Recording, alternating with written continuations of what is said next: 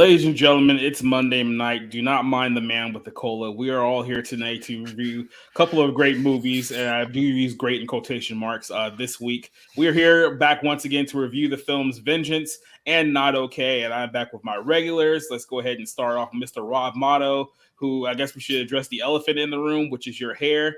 Now, I think you reviewed this on Saturday, so if you watched our bar room on Friday, you might not have noticed that the hair is gone. So how's it going there, Rob?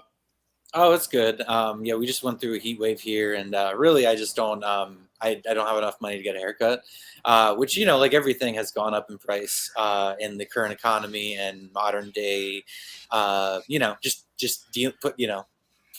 Having stuff to pay for basically. So I just decided to shave it off. It'll be back in 6 weeks, so it won't be gone too long. Yeah, just buy a pair of clippers and keep it at a certain length for a while, and then they'll be better than paying third. I don't even know how much haircuts are anymore. I mean, it's been such a long time since I actually needed one. I don't even remember how much they cost. So, good for you. And then, of course, our good friend Rick. Wait a second. Let me get this right. Agneron, right? No. Is that close?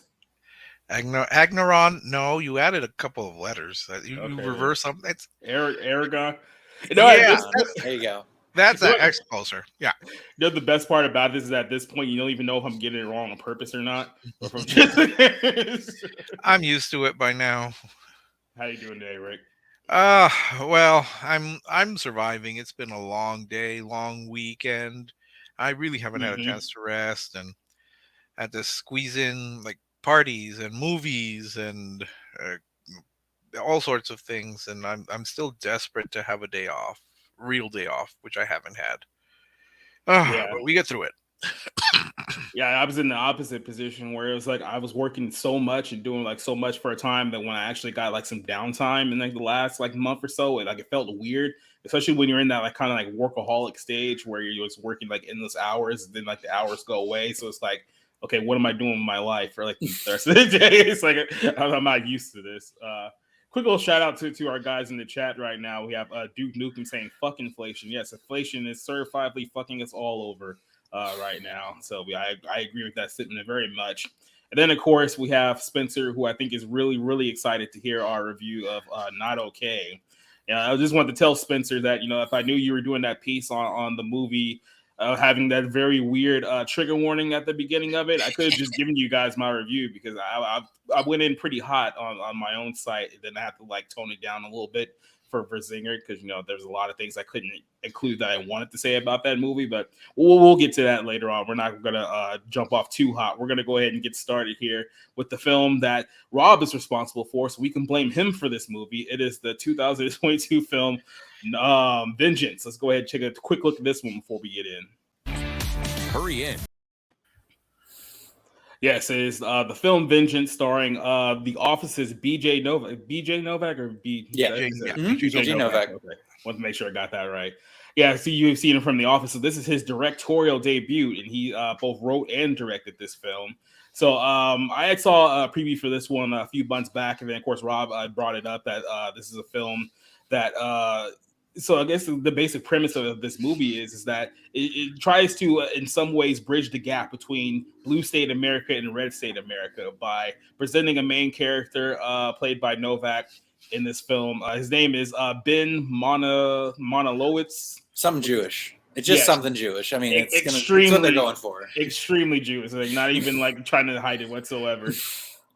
So he's a guy. He's basically a yuppie who lives in New York City. He works for some snooty magazine that he gets a lot of. I guess he works on a podcast, but he makes podcasts for the magazine. He makes a point of saying the New Yorker many times when he's in Texas, and they just don't ever pick up on it. Yeah, exactly.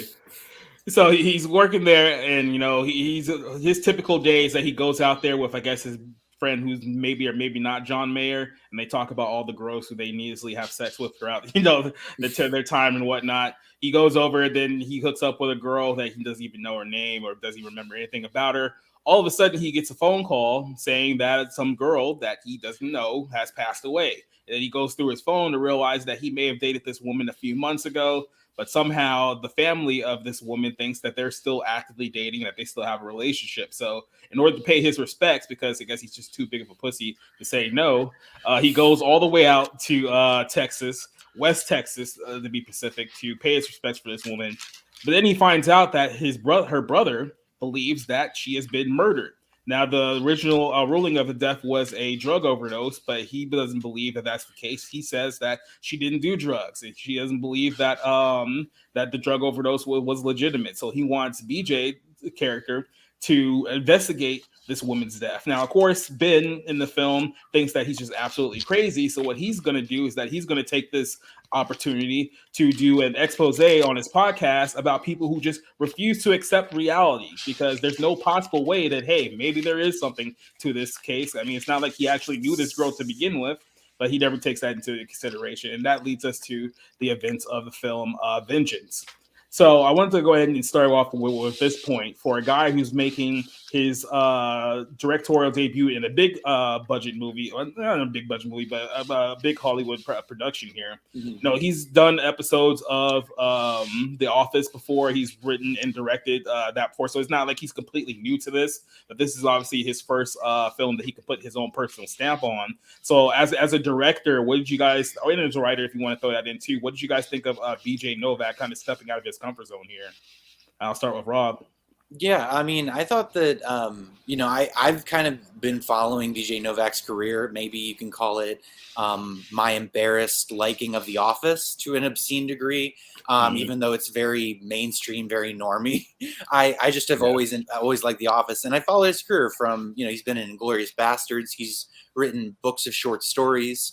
So he actually has a background as a writer, as a screenwriter, and he's been a guest on the Brett Easton Ellis podcast, which is something I talk about from time to time. Really enjoying, and I've been kind of looking forward to this movie. So I was really happy to kind of go and and check it out. And I think it's good. There's some missteps. There's definitely some flaws with it. But I think for the most part, it's a pretty funny movie, and I think it hits more notes than it gets sour, kind of in general. Rick, you go ahead.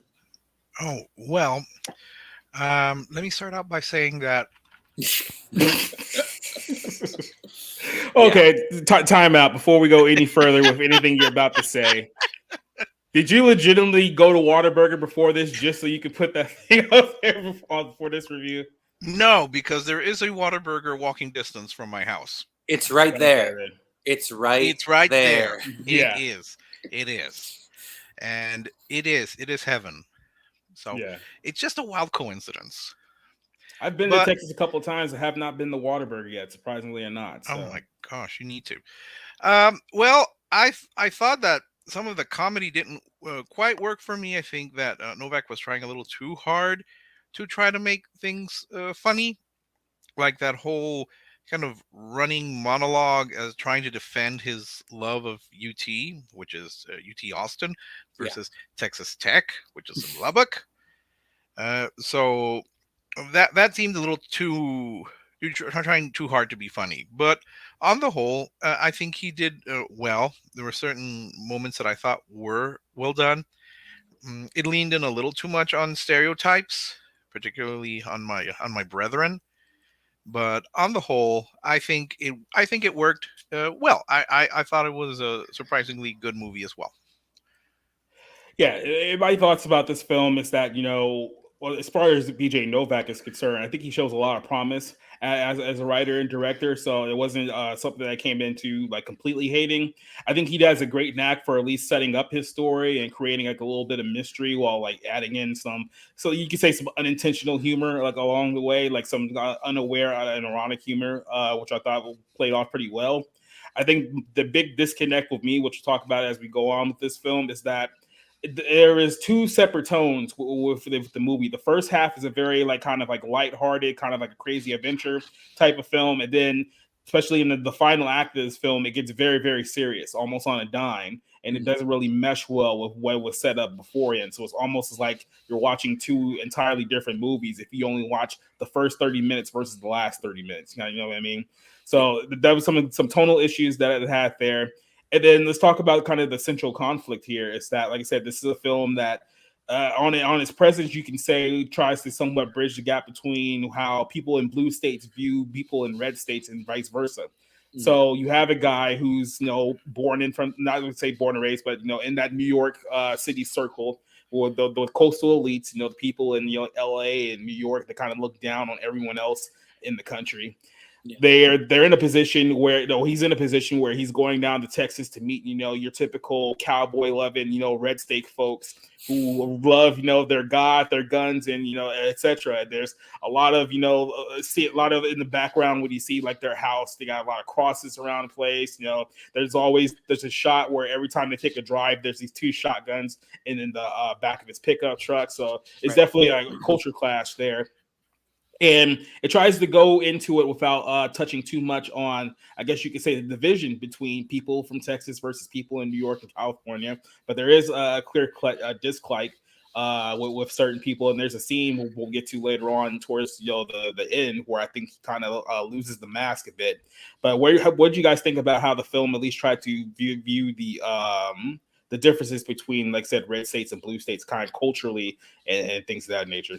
Go, Rob. Yeah, yeah. I mean, I actually thought it did it in a fairly smart way, while it being a sort of farcical and satirical look at that kind of setup and that dichotomy.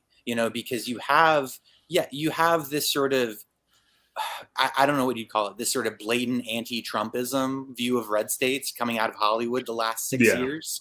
And I feel like Novak was at least trying to bridge the gap a little bit with that and saying, like, look, we all have stereotypical visions of each other, at least at our worst, in how we look at, people who are from, big, these big cities, who look at people, look at down their nose at these people. And then you have Yeah.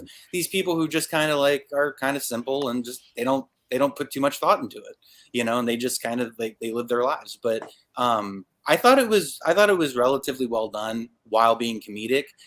I think it's just really hard for Novak to bridge that gap in the third act when he tries to go all serious, or and he Yeah. tries to kind of get poignant and insightful. It's just like I think that that's kind of a mistake.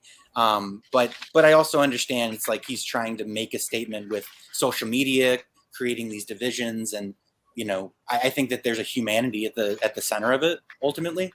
Yeah. Well, Rick, for someone who's from the deep state of Texas, someone who can talk to a lot of the cultural differences in this movie from a personal perspective. How did you feel the film represented Texas and kind of that divide? Well, I think he, excuse me, I think he made an effort to try to be a little more even-handed, even though some of the characters rang true to life to me. Some of Mhm. them did not ring true to life. There were certain moments where I thought he actually took the time to study the the state, and I know he went a few times to visit. But there were, yeah, I was impressed on the whole that it was not uh, it was not completely a negative portrayal of West Texans in particular. It was a little more even-handed than I think most of these films, especially from someone who is firmly on the left, would paint. So I appreciated that. But to be honest, I sometimes would get lost in how the characters were represented and what they did. I thought some of that is true, some of that is not true, and so sometimes I would just kind of wander off into I guess my own life, my own experiences, the people I know, and think, yes, this is true to life, and or no, this is nowhere near reality. But I have to admit that sometimes he gave some characters a little more depth than they probably would have gotten with other writer directors. Well, let me ask you this: being the Texas guy, we can shift into the characters. Which characters do you think was the closest to a portrayal of actual West Texas, and where you think there was a little more stereotype in reality? Uh, Ty was more of a stereotype. Uh, Mm, Granny was slightly more of a stereotype. I liked I liked the mom. I liked Paris and Kansas City. Although I don't think anyone would have named them Kansas City. no. Uh, so I thought I liked the fact that Paris was able to stand up to him intellectually, like Hmm. lecturing him about, well, none of Chekhov plays have an actual gun in them. So he was running off the list, and then Yeah. she she threw in a jab about saying y'all is cultural appropriation. I'm going, wow. I like this girl. She actually stands up for herself and for the state, and they're not going to be portrayed as all these yahoos. So yeah, I really, and yes, I can vouch. I'm sorry, I can vouch for the Whataburger fixation among my fellow Texans. That is Yeah. absolutely 100% true. I mean, anyone who's been on Twitter, especially with Texans, know that Whataburger thing is just kind of an annoyance at this point. But for some reason, you guys love that burger. I You know, love it. it's that I come from the West Coast where we have In and Out, so it's like it's kind of hard for me to put that over. But then again, like I said, I haven't had Whataburger yet, so maybe not. So In and out is not real. Sorry, I don't it- accept it. it's totally real. Well, as Rob, for someone who has had neither, what did you think about how the characters were portrayed in this movie? I mean, look, I wasn't looking for any kind of representation from Texas because I've never been there. I'm personally don't have a lot of love for the state. It's it's fine. Mm, Um, I think it's an important historical piece of land that needs to be studied by our children. But no, it's to me it was I was looking for a funny movie that hopefully had some satisfying storytelling to it, and I pretty much got that. Um, I it was Novak's kind of first effort, and it's rare that this kind of movie has any kind of play, especially in the middle of summer. No one's going to probably talk about it the rest of the year. But like for what it is, I liked it. I liked how the characters were treated for the most part. And are some of them plot devices? Is Ashton Kutcher a bit ridiculous? Like I don't really buy him as kind of a drug dealer, but yeah, whatever. But an intellectual drug dealer at that. yeah, and and they're talking about the music industry and how nothing means anything anymore. It's like these philosophical debates. It's just like, okay, Yeah. yeah, you're pushing it a little bit there, but it's fine. Like I think fiction is for that. It's just the real place loses some of its texture. So a lot of the charm that the movie has early on is that as Rick said, it really does try to kind of bridge the gap between like stereotypes and reality, where it comes to a lot of the differences in the preconceived notions that we have from people who just live in other states, right? So you have a guy that comes in here and thinks that these people are just a bunch of right wing yahoos because he's in Texas and whatnot, but then he spends more time with them, and he starts to realize that that the things that he had preconceived in his head aren't exactly true. Now you can argue on one hand, maybe that's a little bit of a condescending notion that hey, I'm a guy from New York and I think that people from Texas are dumb, but then I spend a couple of hours with them. It's like, okay, maybe these people aren't as bad as I think that they are. But the film really does do I think a good job of kind of like blending him into like the culture. He even starts like there's this thing that with the Cheetos and the hot cheese that they do out there. He picks up like little things from Texas that he embraces and things of that nature. Do you think that was well done, or do you think it was a little bit more, I guess you could say, a little bit heavy-handed or in his presentation? I mean, the whole thing is about him being broken of his own like echo chamber nonsense. The Mm-hmm. way he blows up on the family at the start, I guess the start of the third act or just before the start of the third act, Yeah. is supposed to show that all along he's kind of been holding these preconceived notions, and that even now he's sort of been, I guess, dishonestly being polite, like holding Yeah. his tongue, not saying anything because he knows he's a guest, and knowing how he's supposed to be perceived. And these people kind of are just letting loose. This is who they are. And so I kind of looked at it from that lens. And I just, I don't know. That's more or less how I took it. By you, Rick. What was the question again?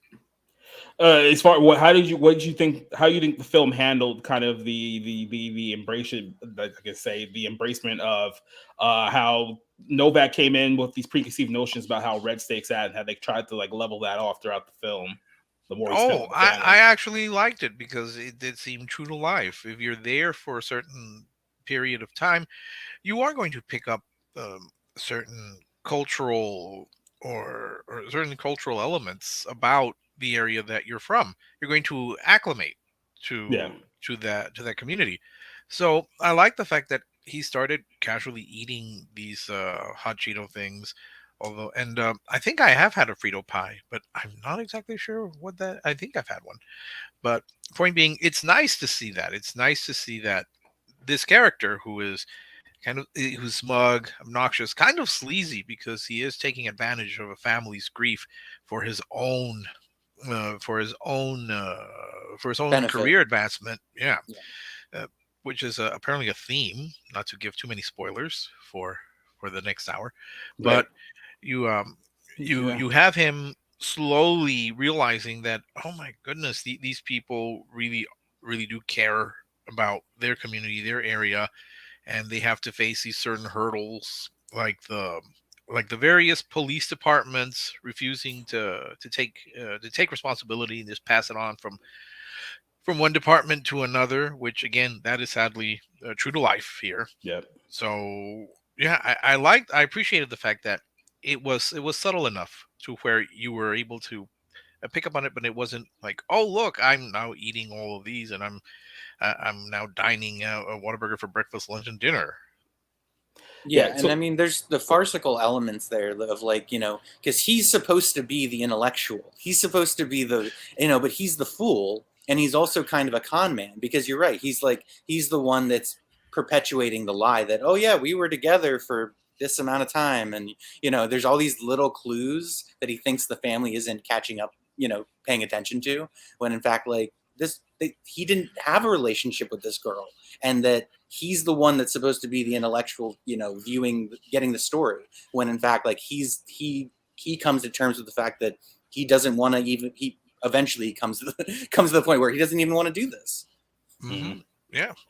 how'd you guys feel about kind of the main overarching story of the mystery of like what happened to this girl? Because though he comes in, he really doesn't know anything about her. It's implied that they hooked up a couple of times, then he kind of ghosted her, but because she still was either talking about him or had like certain context with him where the family thought that they were still together when that wasn't the case. So he's coming in there not exactly knowing what's going on with this girl, but the more he starts spending with the family, the more he starts looking into it. He sees that there are some shady things going on, which kind of opens his mind to, okay, well, maybe the family here does have a point that something shady is amiss.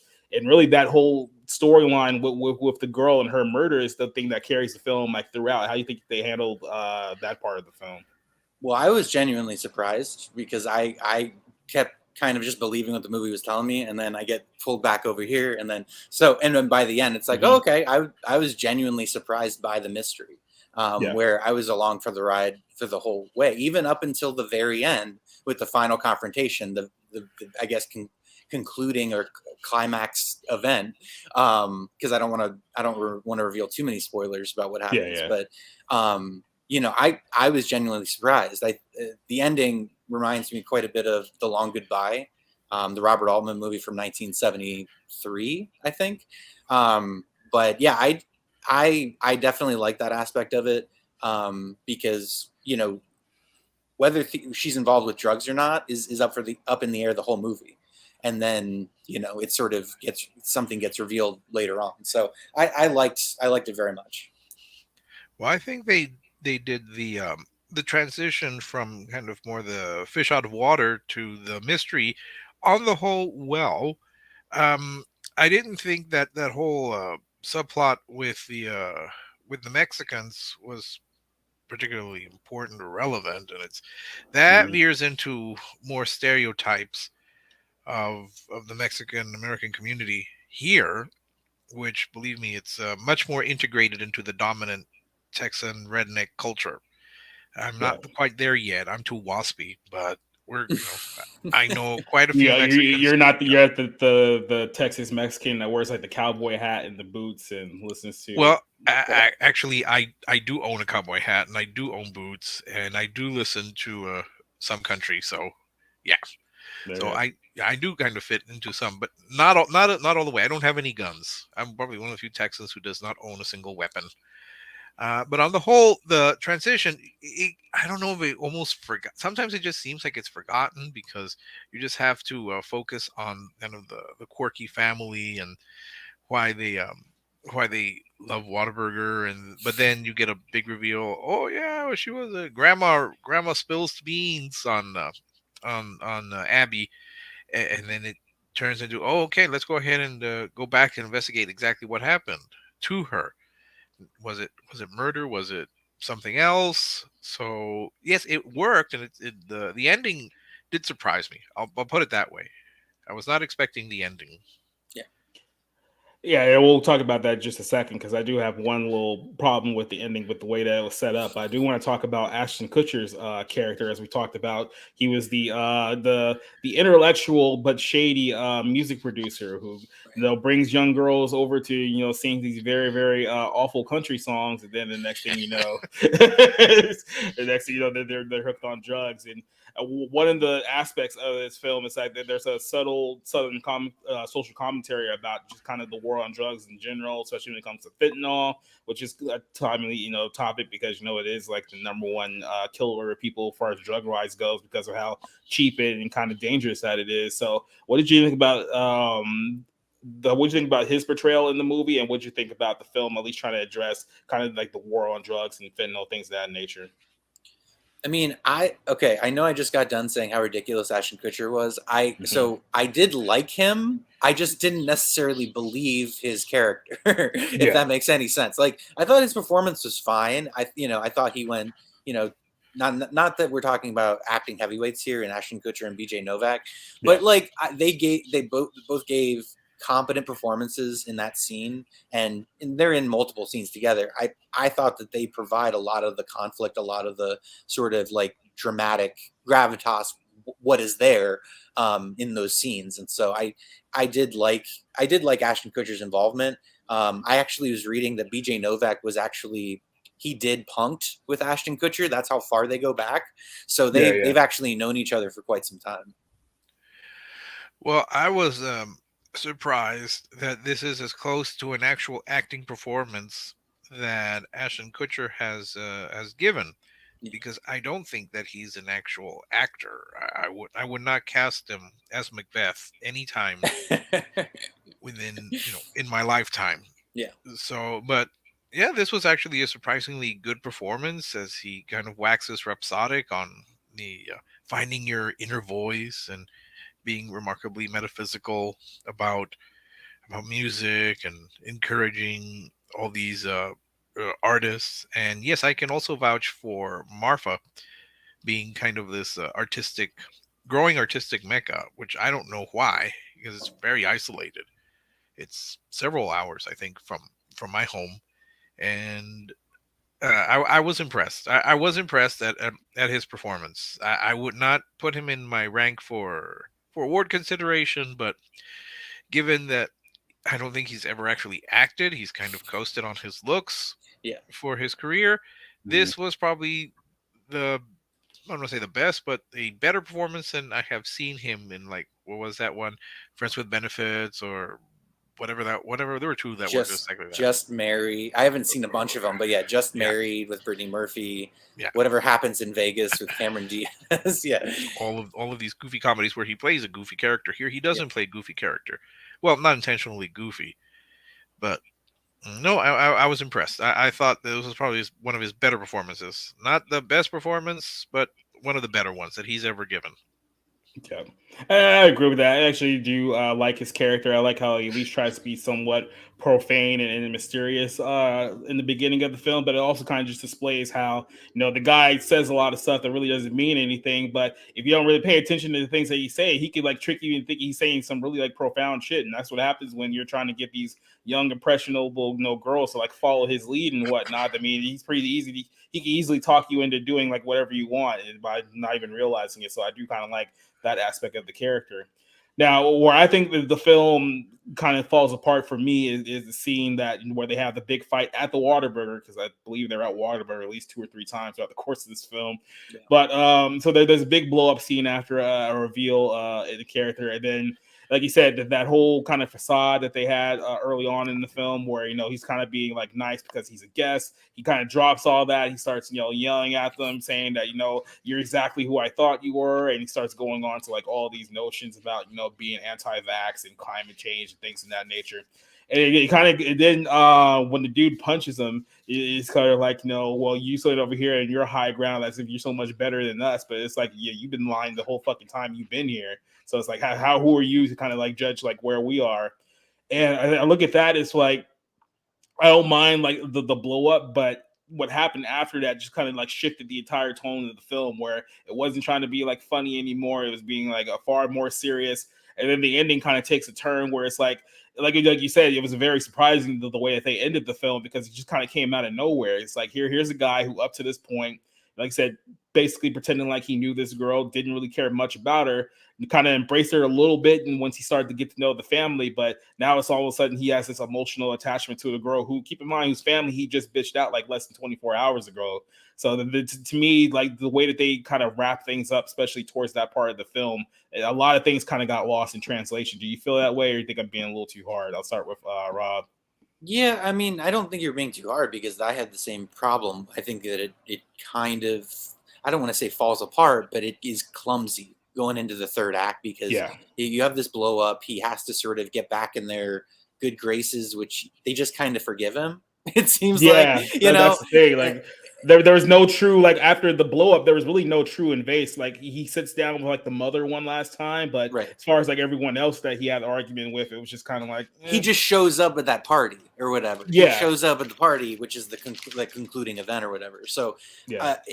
and I mean, if it's supposed to be like, oh, these are good Southern folk and they have hearts of gold and they forgive, and it's just like, okay, that's another kind of like stereotype, Yeah. albeit a positive one. It's just, but it's like, okay, that's that. So no, I don't think you're being too hard on it. I had the same issue that. And that scene made me cringe a little bit, in the Yeah. parking lot, where he gets upset because he finds out that basically, some information about a character that which kind of compromises the podcast he was working on, which got national attention from basically a Terry Gross, whatever show she hosts on NPR. It's supposed to basically be that kind Fresh of Air. thing. Fresh Air, thank you. But it's that same kind of thing, and so he's pissed because this whole thing has potentially ruined his professional success, that he was coming into. But he only got that by being disingenuous and basically lying to the family in the first place. And so, because keep in mind, when he's doing this interview, like the family thinks that he's legitimately there to solve like this mystery, what happened to this girl. When in reality, he's basically like going behind their back, mocking them, telling them that, oh, look at these people, they can't accept, the reality of the world that they live in and whatnot. So, like I say, he tries to like hammer them down, but it's like, yeah, you're just as disingenuous as these people were the entire time. And another thing with the ending, like I said, without kind of giving it away, I think if they had at least a scene there that kind of showed that him and the brother had made up to where they planned what happened at the ending, I think a lot of that disconnect wouldn't have been as big as it was. But I'll go back to Rick about what you thought about the ending. Well, at the fight at the Waterburger, I think was precipitated by the fact that he did receive information that threw him for a loop.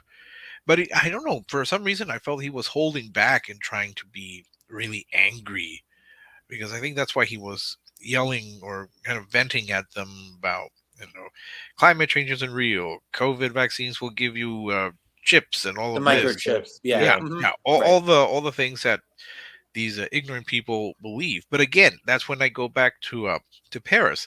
because she stands up to him a couple of times when she Hmm. says that, you know, saying you people is what was microaggression, or and then saying y'all is cultural appropriation. So I like the fact that she was able to stand up toe to toe, and the mom also was able to say basically, yeah, you can make fun of us, but you've got your own issues, so Right. why don't you, yeah, physician heal thyself, basically. Right. I didn't quite believe that even though he had insulted them, he would go back to their house and just stay there. Yeah, exactly. Yeah, that troubled me, because I didn't think it would make any sense. I would imagine that he would probably be forced out of their house, and maybe if they had had Mason, the little brother, kind of pursue him, or he would pursue Ben, and say, "Well, here, yeah, this is the little code that she had on her phone, and see what you can find out about that."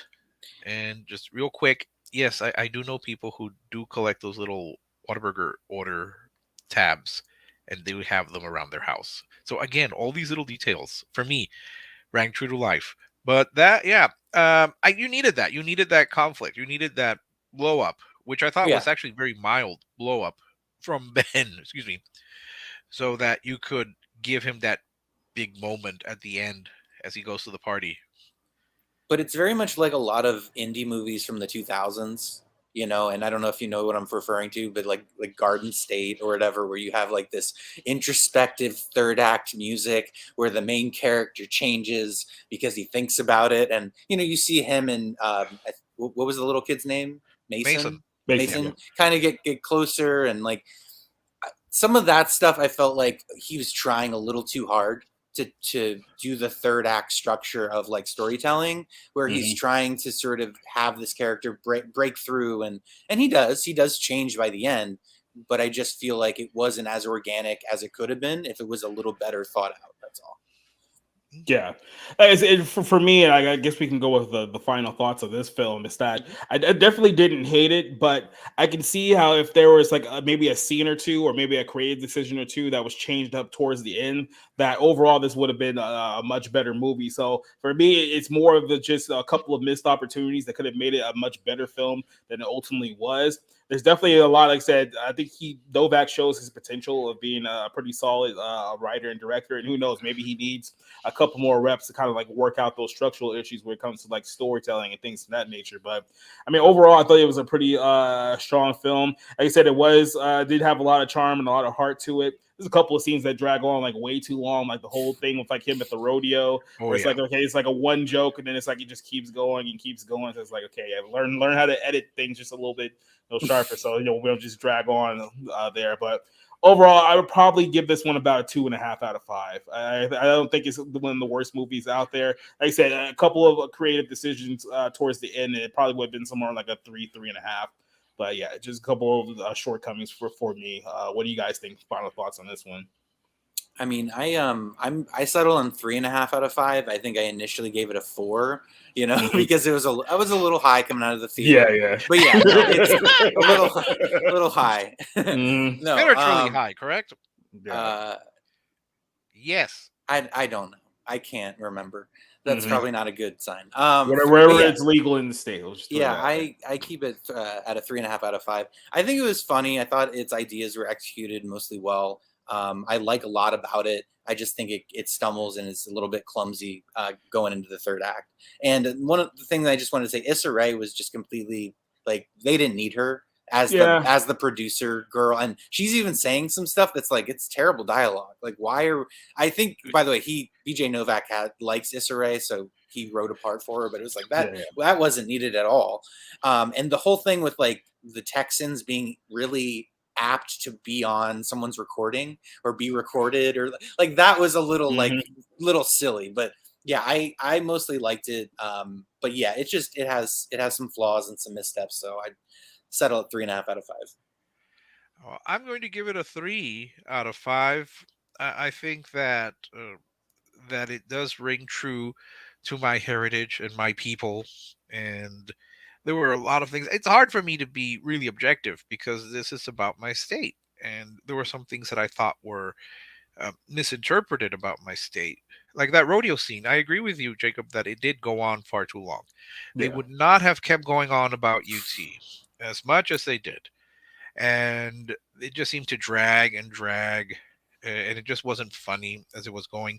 I also take issue with the presentation of the Confederate battle flag for the Six Flags over Texas, because they would have used another flag. They would not have used that one, Yeah. yeah, no matter what it was. And yeah, I learned about the Six Flags of Texas when I was in like grade 4, grade 5, whenever they teach it, and I can yeah, still sing you the most of the state anthem, which I also had to learn. But I thought it was I thought it had its heart in the right place. I agree with you also about Issa Rae. She wasn't necessary. She really wasn't. She was really wasn't acting with anyone. She was just basically talking. On a phone, yeah. Yeah, and so she seemed wasted. But I thought it was much more sympathetic about Texans getting something's right, something's wrong. But I come at it from that perspective, and I will say to both of you, please come to the Whataburger. Embrace the brilliance. I need a reason to go to Texas first, so like Jeez. no, I'm Well, sure I'll you find yeah, a reason someday. Okay, you I'm sure I'll find a reason. yeah, and yes, Dallas ain't Texas. I'll say that. No, that was I liked all the jokes about like all the places, all the cities in Texas weren't yeah, actually in Texas. Like Houston, that's another country. Like Yeah, yeah. Trust me. There were yeah. I can vouch for it. And Austin is like I don't even know. I mean, technically it's the capital, but it's not. yeah. It's not. I That's the mean, type of there's Texas. even Yeah, let me, there's even like a joke in the film talk about, oh, have you ever been to Texas? Like, yeah, I've been to Austin because Austin's obviously like the most liberal city in yeah. Texas. So South by Southwest. it's like the only city that people from like California and New York would actually like go to because they're just too afraid of like the rest of Texas. Yeah, everyone thinks that Texas is a bunch of yahoos, but the thing is, yeah, Austin is the only state. I mean, the only part of Texas that New Yorkers or Angelinos would visit because it's the same. It's the same as it would be in New York or Los Angeles. It's pretty much the same in their worldview. And Yep. El Paso's kind of like that, but yeah, if you go to like Abilene and Amarillo and Waco, uh, those kind of places, that's probably a little more closer to the traditional state. But I'm going to give it, like I said, a 3. I thought it was well done. I think BJ Novak does have potential. He just needs to we got to work on the structure of how he gets everything from point A to point Z. But on the whole, I thought it was well done, well done. And any shout out to Whataburger gets my endorsement. You know that. Yeah, so I do want to play this one video here before we move on to our next film. And since we do have the residential text in here, I wanted to ask you just how accurate this thing is when we talk about the real Texas. So let's go ahead and watch this quick little video. You tell me if what he's saying here rings true or if it's off base. Yeah, So I think that's from Bernie, right?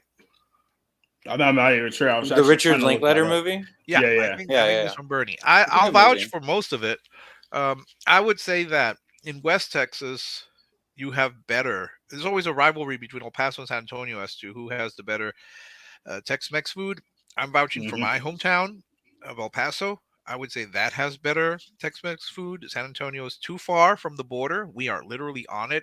I mean, I could also walk to the bridge from where I live, that the international bridge. It's a bit of a walk, but I can still walk. I'll just say that yeah, it's pretty accurate. Austin is pretty much to the left. Oh yeah, I love Giant. Giant's very good. It's a movie you wouldn't think I would like, and I was just overtaken by the cinematography and like the grandness of the because it's a really long movie Oh about yeah. not really interesting things, but yeah, I don't know. I really like watching it. Elizabeth Taylor and James Dean are really good in it, especially. What is incredible about Giant is that it started out as an anti-Texan project, Really? and yeah, trying to portray Texans, particularly in flat West Texas, as kind of uneducated cultural hicks versus the Virginia-born sophisticates from like Elizabeth Taylor's family. Right. But Texans have pretty much embraced it. It's massive. It just fits the state, and Yep. it's actually true to life because again, I know people like that. I know people like that. So yeah, I would say Giant is brilliant, and Yeah, your video is pretty accurate, except for the Tex-Mex. No, San Antonio does not hold a candle to El Paso in terms of the actual Tex-Mex food. That sounds like a personal beef that you guys are gonna have to What figure out is the on your own. coldest month in Texas? And I realize that's an asinine question because Texas is so massive that it's like, what do you, okay, which part? So it's like, I hate hot weather. So it's like, if you could tell me which month to visit, which again is not helpful since it's so You massive. would probably be best to visit in November, December, and January. Right now, I think our temperatures are actually getting lower. We're only like in the 90s, but we've hit 110, 115, and that's inside. That's in the shade. Forget I it. think I think one time at 6 p.m. outside, the temperature was like 106. Yeah, that sounds about right, actually. Yeah, so it can get pretty hot, especially around here, because Yeah, we have just real quick, very not cold. to get off topic, because I know we're talking movies, but Inslee was on like the news bitching about the climate. It hasn't gotten above 98 here in Washington State all summer, and he's Yeah. complaining about record high temperatures. Yeah, Yeah, I mean, that's why even when I even hear here about in it, Georgia, it's been pretty reasonably like hot. Like it's only been like in the low 90s, which, Yeah, like I said, for Georgia, it could be a lot worse. But in low 90s, it's very manageable. So, yeah, yeah, when I hear you guys saying, "Oh my gosh, it was 98, 97," it's like, "Oh, pobrecitos. Oh, mhm. you poor babies. You're suffering under that heat. Try being yes, out here for a few Well, weeks." well, I tell you this: unless you're in like Abilene, Texas, I can guarantee you Georgia's probably way more humid than Texas is. So, Probably well, Houston and Austin are probably more humid. They have there's more water here in El Paso. There's not that much. yeah, I remember the one I've been to Abilene a couple of times, and it was so humid there. It was like you can smell it like the second you get out of the door. It's like it was that bad. Hmm. Yeah.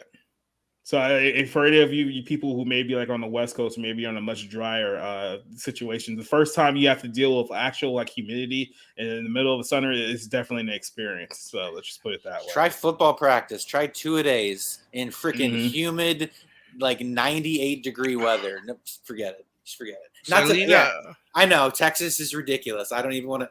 Texas does everything bigger. Football, the weather, It takes you the literally an entire day to drive across Texas from the west to east. yeah, oh, probably. And it is true. We do measure distances by hours, and I think Yeah. Call Classic Cage. Yes, Selena. Yes, there is not one Texan who does not love Selena. We all love her, regardless of race, ethnicity. the Selena's Jennifer queen. Lopez character. She's a real. Well, she was a real No, person. I know she was a real person, but that's Yeah, how I relate things is movies because I'm so disconnected from reality. Okay, yeah. So yeah, we love Selena. We have to have her at every birthday party, quinceañera, bar mitzvah, whatever party you have to play Selena. Yep. So I just wanted to I thought that so that would be well actually one more part before we move on to the Texas part of our podcast. I just want to say if anyone ever asks you what do you like about a school, if it's like a Texas school, I don't care if it's Texas Tech or A&M or Texas, always mention the football team. Don't mention the film program or any of this. Always just mention the football team. Like it's the easiest layup in the world. So yeah. Well, yeah. Well, you could also mention the basketball teams at UTEP. We were the first Texas team to have the NCAA men's championship, and we guarded that very jealously until Baylor won the the national championship. So if you saw Glory Road, a movie that was okay, but I thought could have done better, Yeah. that would be UTEP. But if and yes, I actually can't believe that people would bomb a car over over UT and Texas Yep. Tech football.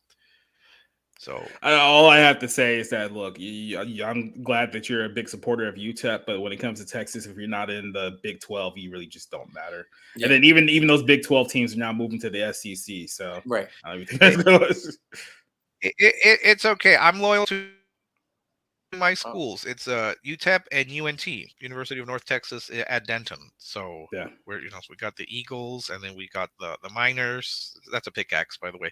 So whenever they play each other, it's great because either team, I win. Yeah, I hope by minors they mean like coal miners and not like the other miners, which would be a lot more questionable.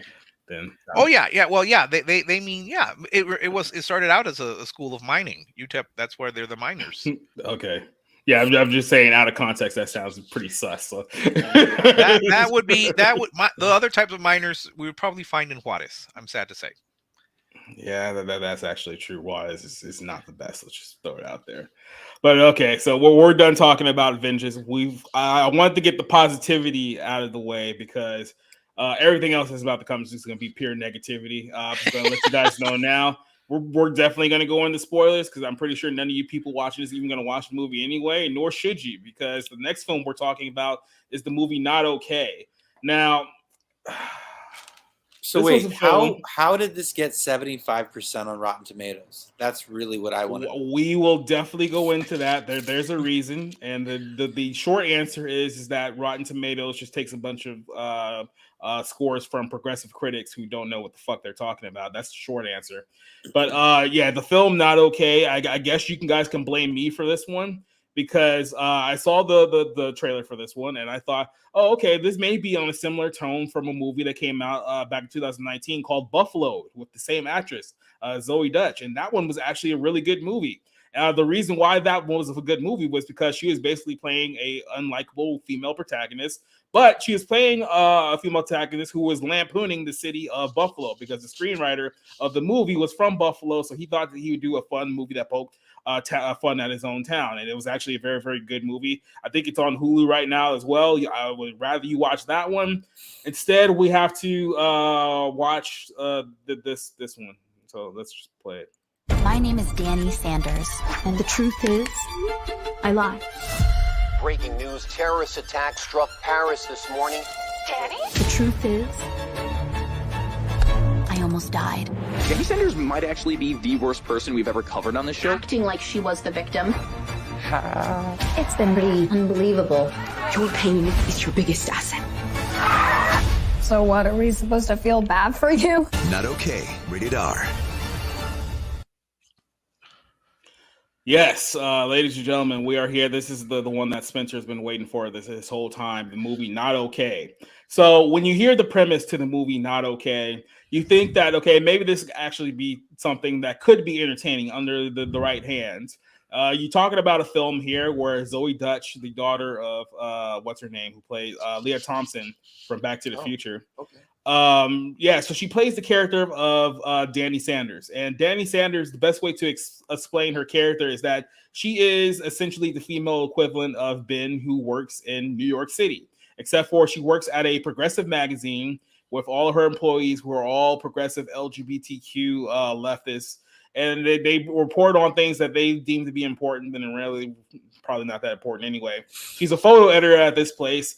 Everyone at her job hates her because apparently being a white woman is no longer woke enough because she's not special anymore, just being a white woman when everyone else is like gay or trans or non-binary and all the other in-betweens.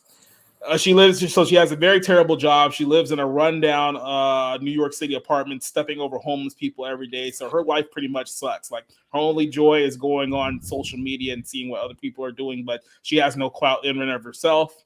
So one day she gets the idea of, well, in order to kind of gain attention, I'm going to fake a trip to Paris. So I'm going to Photoshop a whole bunch of pictures of myself in Paris to make people think that I'm on this big, huge trip and everything is going well in my life, things of that nature.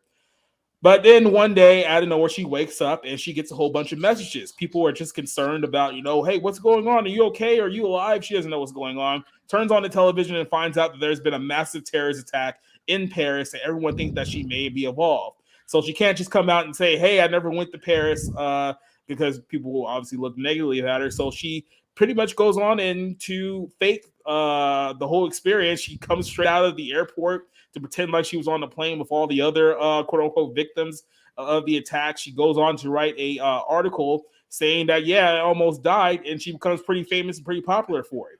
So the rest of the movie is her going through this facade of her experts, or I guess her trip to Paris, which turns out to be nothing but a huge scam and a huge sham. she gets close to a character, which I think brings down the entire film. But before I get any depth into that character, what did you guys think of, before we get into anything else, what did you guys at least think of the opening act of Not Okay?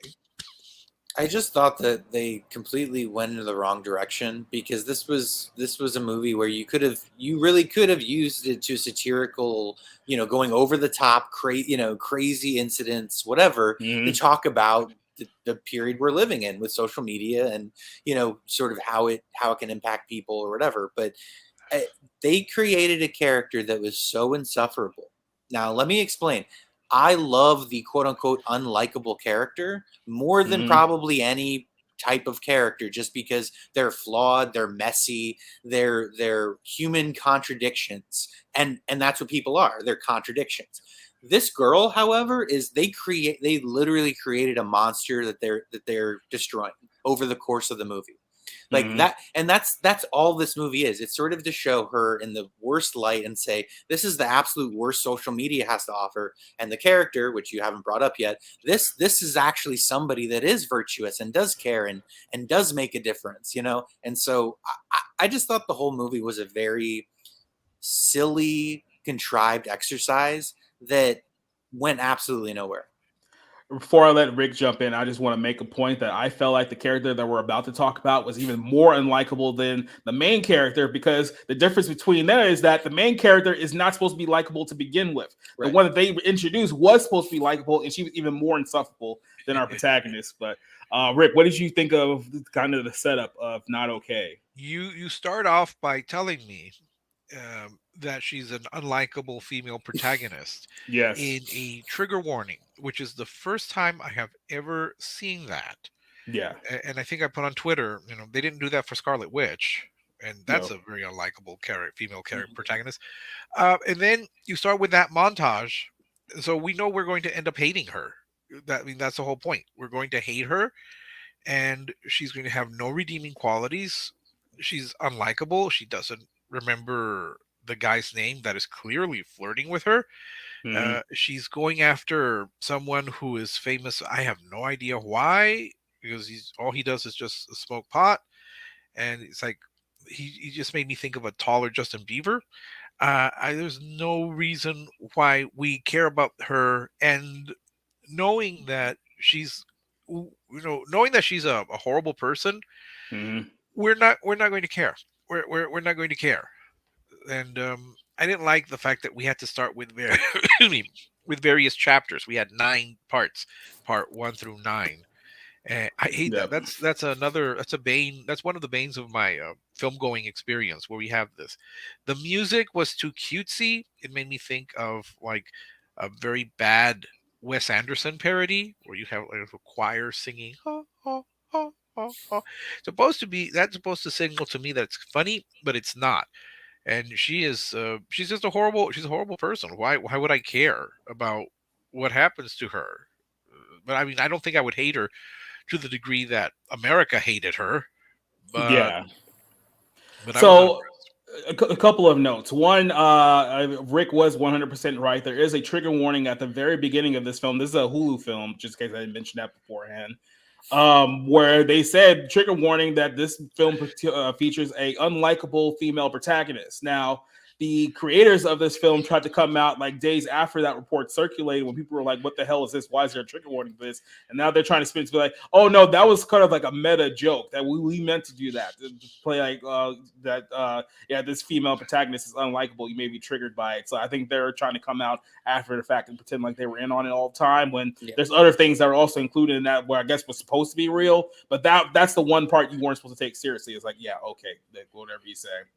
I do want to point out that the writer and director of this film is a woman named Quinn Shepard, who's a 27-year-old filmmaker from New Jersey. The only 2 films on her credit here. Now, if you don't remember, she was in the film called Unaccompanied Minors like 15 years ago, where she played like one of the minor characters in that film. Her only other credit as a writer or director is a film called Blame from 2017, which I highly doubt anyone has ever seen. But it is essentially about a woman who's in like a psych ward and like has some kind of like romantic relationship, which is deemed problematic. Well, no, I use that quotations because that's people that we're dealing with here. Now, I went back and I noticed that there was another character in that movie, which is also in this film too. Now, I find that very hilarious because essentially what this movie is doing with this character is that they're basically trying to tear her down and prop her up to be like the worst human being like ever. And in the course of doing that, they're trying to talk about, you know, narcissism and like nepotism and things of that nature because, oh, she's supposed to be the standard bearer of your typical privileged white woman, right? But here you have the director and the writer who put her own fiance, who's of course a lesbian, shocker, if you guys didn't know that beforehand, in the film. So if you remember kind of like the non-binary girl who exposes our main character later on throughout the course of the film. Harper? You mean Harper? Sorry. Believe it or not, she is the real life fiance of the director and the writer, which makes sense because she cannot act at all. And I was like, she has to know somebody involved in this movie to be in this film because why would you even cast someone as terrible as her? Well, there's your reasoning right there. So this film is basically one white woman trying to tear down another white woman, a white woman who believes that in her mind she's more virtuous and more, you know, I guess you could say a better person because she's queer versus just, you know, the straight white woman who, like I said, is no longer woke enough in 2022. And this really kind of blows for me because you have an actress here in Zoe Judge who I actually do like I've seen her in a couple of things. I think she's a great comedic actress. If you put her like in type of roles, maybe if this was a role under a better writer and a better director, this could have been a far better movie. But and one thing that really bothers me about this film, especially early on, is that the whole point is that, oh, she's a terrible, unlikable person. But it's like everyone else you're putting around her are also terrible and unlikable people. So there's a point to up until I guess you could say like the third act where you kind of have to go, well, is she really that much worse than everyone else that's in the film? Because you have like the co-workers who are gay who just hate her because she's not part of their little gay club, so they're terrible to her throughout the beginning. You have the other co-workers who are so self-absorbed that they're just on their cell phone most of the time. They don't even give her any mind. Then you have Dylan O'Brien, who's in the film, basically playing a parody of Pete Davidson. Yeah. All he does is walk around and smoke weed and talk like a black guy. I watched this. I watched this 2 hours before we went on, and I said, "Oh, hey, look, a more gross version of Pete Davidson." Yes, that's essentially what he's trying to be. So, like I said, you're trying to drive home the point that this is a horrible person, but everyone else around her is just absolutely insufferable. What did you guys think of just all the characters in this movie? And we will talk about the character that I believe completely ruins this film, but just characters in general. What do you guys think about this film? Well, there's all of these characters she wants to be like, she wants to be friends with. It's like this had the mentality of like a junior high, you know, cliquey sort of like high schooler experience where this girl wanted to have these very shallow relationships with these people based on what, like just the bond of friendship or just the loose connection because they're a part of an in-group.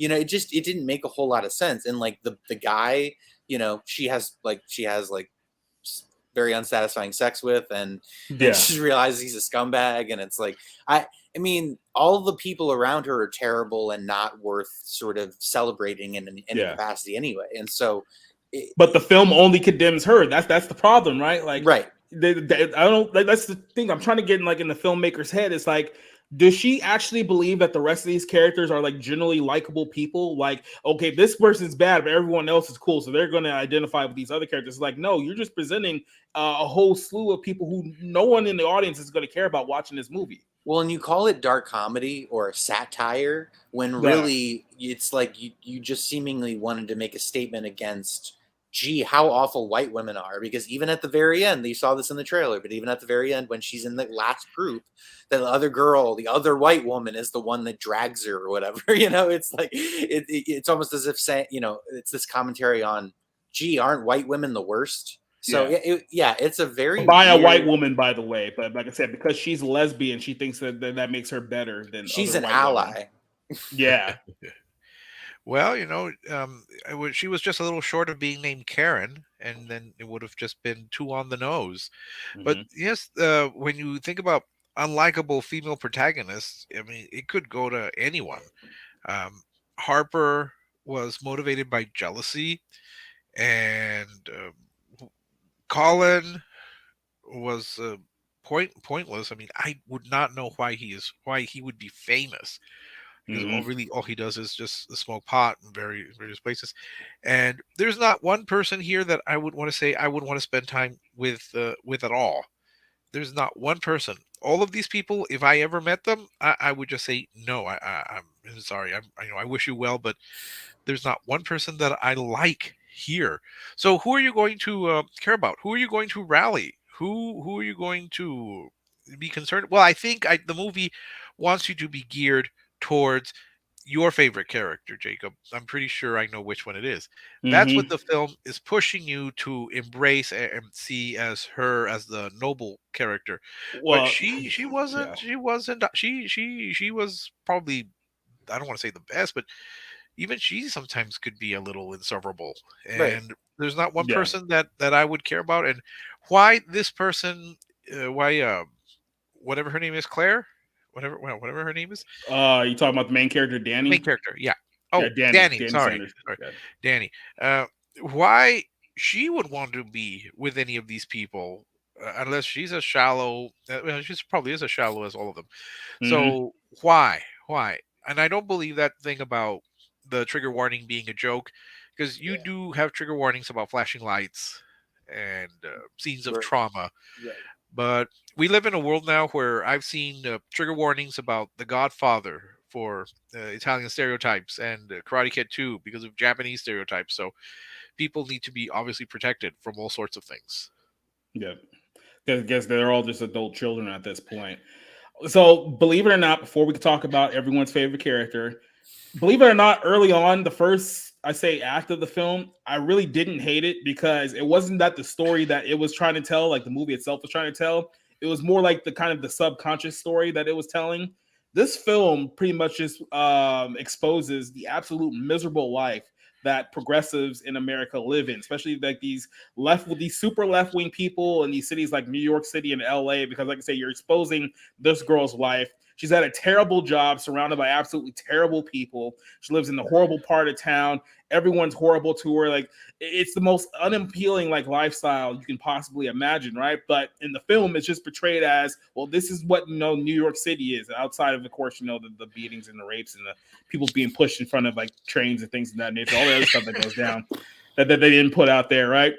So I'm looking at this, and it's like this is almost for me. There's a film a few years ago. I can't remember the exact name of it. I'll bring it up later, but it was kind of just exposing just how empty, just how like there's just nothing to what life being like a modern day millennial progressive person is, because to them it's just having like needless sex with people. You don't make any human connections. You go around forming friendships with people who just aren't typically good people like at all, and then you kind of gaslight yourself into thinking that this is your ideal life. You know what I mean? And gonna be someone, I'm talking for someone who's born and raised in Southern California, born and raised in San Diego, in California.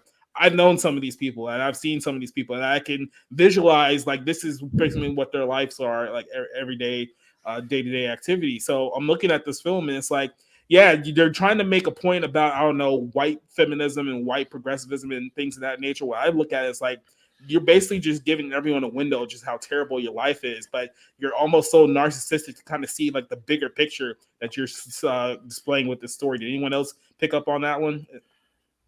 I mean, I didn't necessarily even get that far with it, just because it was such an empty sort of like I understand that they're trying to show social media and like what it does to people, and it's supposed to be satirical in a black comedy sort of way. So in talking about like I don't even remember his name, but like the male protagonist that she's interested in, like Colin. it's just Colin. So it's just like even on his Instagram, it's him walking out of the club after he just had sex with her with these two girls on his arm, and it's about the facade of like social media and how empty that life is, and yet it's still almost presented social media as the answer to their their problems. It's just Yeah. live in a more like connected way to like with your like, because again, we're talking about the other girl, the activist or whatever. It's like she's involved with her family, and she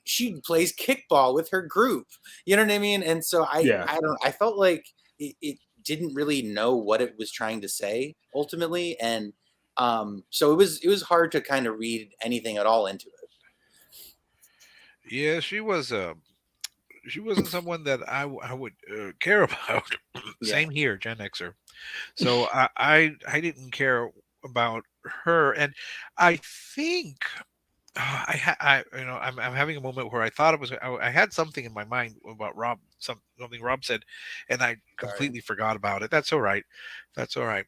But it goes into Danny's character, to where she's so empty and hollow. Oh, okay, now I remember. Now I remember. Um, I think they were trying too hard to make this funny with the dialogue, like when her editor was telling her, you know, are you complaining you had a fear of missing out on 9/11? That's just, it wasn't funny. Yeah. Because it was trying too hard. When you try too hard to be funny, you're not being funny. And it was, again, everything about the comedy parts, they were trying too hard. I especially had a problem with the score, where they were trying to, again, make it kind of Wes Anderson like and try to be cutesy with it. But this person is so awful, and actually, it would be an interesting crossover if Ben Manolovitz from Vengeance hooked up with Danny Sanders. Yeah, No, I could see that. I and could see that happening.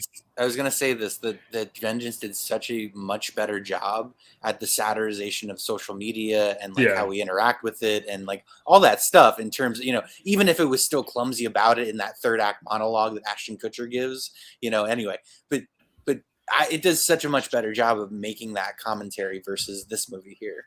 Yeah. Yeah, and a big problem with this film is that I think there's a lot of people in Hollywood, and you can say a lot of people on the left, that use the term satire but doesn't actually know like what it means. Because this movie claims to be a satire, but it's like, okay, what exactly are you satirizing here? Because you present a movie that you think, okay, well, this is going to satirize, social media and how people are so obsessed with like likes and retweets and things of that nature. But then you realize down the line that has absolutely nothing to do with this film whatsoever. They're satirizing their caricature of the progressive white woman ally within their ranks. That's the true part where they're satirizing, but the way that they go about it is that they have absolutely nothing but contempt for this character, and then they build a character that has supposed to have nothing to contempt with. But it's like, if you're going to do that, then it's not truly satire. And I hate to bring this up because look, we saw this movie. I'm not sure if Rick saw it, but I know me and Rob saw it. Let's go back to a film called Beavis and Butthead Do the Universe. If you're talking about satirizing a current generation, that film does a far better job of satirizing just how dumb and how completely clownish modern society has become. And it doesn't do it in a way where it's like hating on people or despises the people that is satirizing. It is showing that, the whole world essentially just become a big clown facade, how these two idiots are supposed to be like the dumbest people in the universe, but then everyone around them is just as dumb as they are. Like that, that's kind of like the joke that they pursued in this film. And for this one right here, we'll get to it in a second, like, you call this a satire, but like I say, you're not even doing a good job of satirizing what you're supposed to be doing in this film, which means that your entire premise is falling apart from the jump. It can't listen. The thing about satire I think people get confused sometimes with satire. They think of comedy, and that's not necessarily true or accurate. Satire is about criticism. Satire is about looking at something and saying, something's not right here. Like something is wrong. Something is wrong. There's a lot of movies like that are pretty serious, whether it's a Clockwork Orange or Network, that are satire or social satires. They are looking at something and saying, like, it might be humorous in how it's presented, but taking a step back, it's more like it's sad, or it's like this is really sick. This is something that we really need to look at. That's really where satire comes out of. And I think that a lot of times people miss that, or they see the darkly comic aspects of it as the more satirical in nature. But it's looking at something and saying, oh, something's not right here. Oh yeah, your mention of network is spot on. That's satire. Although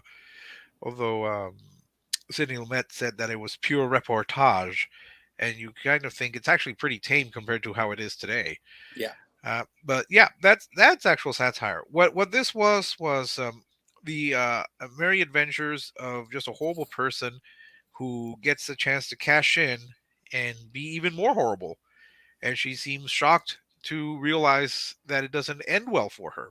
So you're not just you're not just a horrible person, you're completely clueless. And I don't know if, again, I don't know if I would hate her to the degree America hated her in this movie, Yeah. because I honestly would not care. I would not care. But see, this is what's so frustrating is that people that are worthy of hate are at least more interesting than this character. Like Yeah. the thing I can't really wrap my head around is you created a villain, but they're not interesting. Like I don't care about them at all. Like Yeah. they act like a sociopath in wanting to gravitate towards fame, and the people around them don't seem that great. But like you haven't given me a reason to actually keep watching. See, and like Exactly. and that's a big thing. Is like even if But you have a horrible character, create a reason for me to keep watching and keep like finding out what happens. But well, she well, real gets quick. no redemption arc. Well, yeah, we're definitely going to get to that one in a second. But I do want to make the point is that you also have to understand, like, this is why it's very important to understand, like, who's writing and who's directing these movies, because you kind of have to understand it from their vision, whether it's a bad vision or not. Mhm. And so the character in this film, we're talking about a woman whose ultimate crime is that she was pretending that she was in a different city that happened to get bombed, and then claimed that she was there during the attack, saying that, oh, I almost got killed, but then of course, nothing like really happened, but whatnot. So you're talking about a character who, in the grand scheme of things, like if this was a real person, like we found out, like let's put it for example, let's say that you were in Iraq and you claim to be taking enemy fire.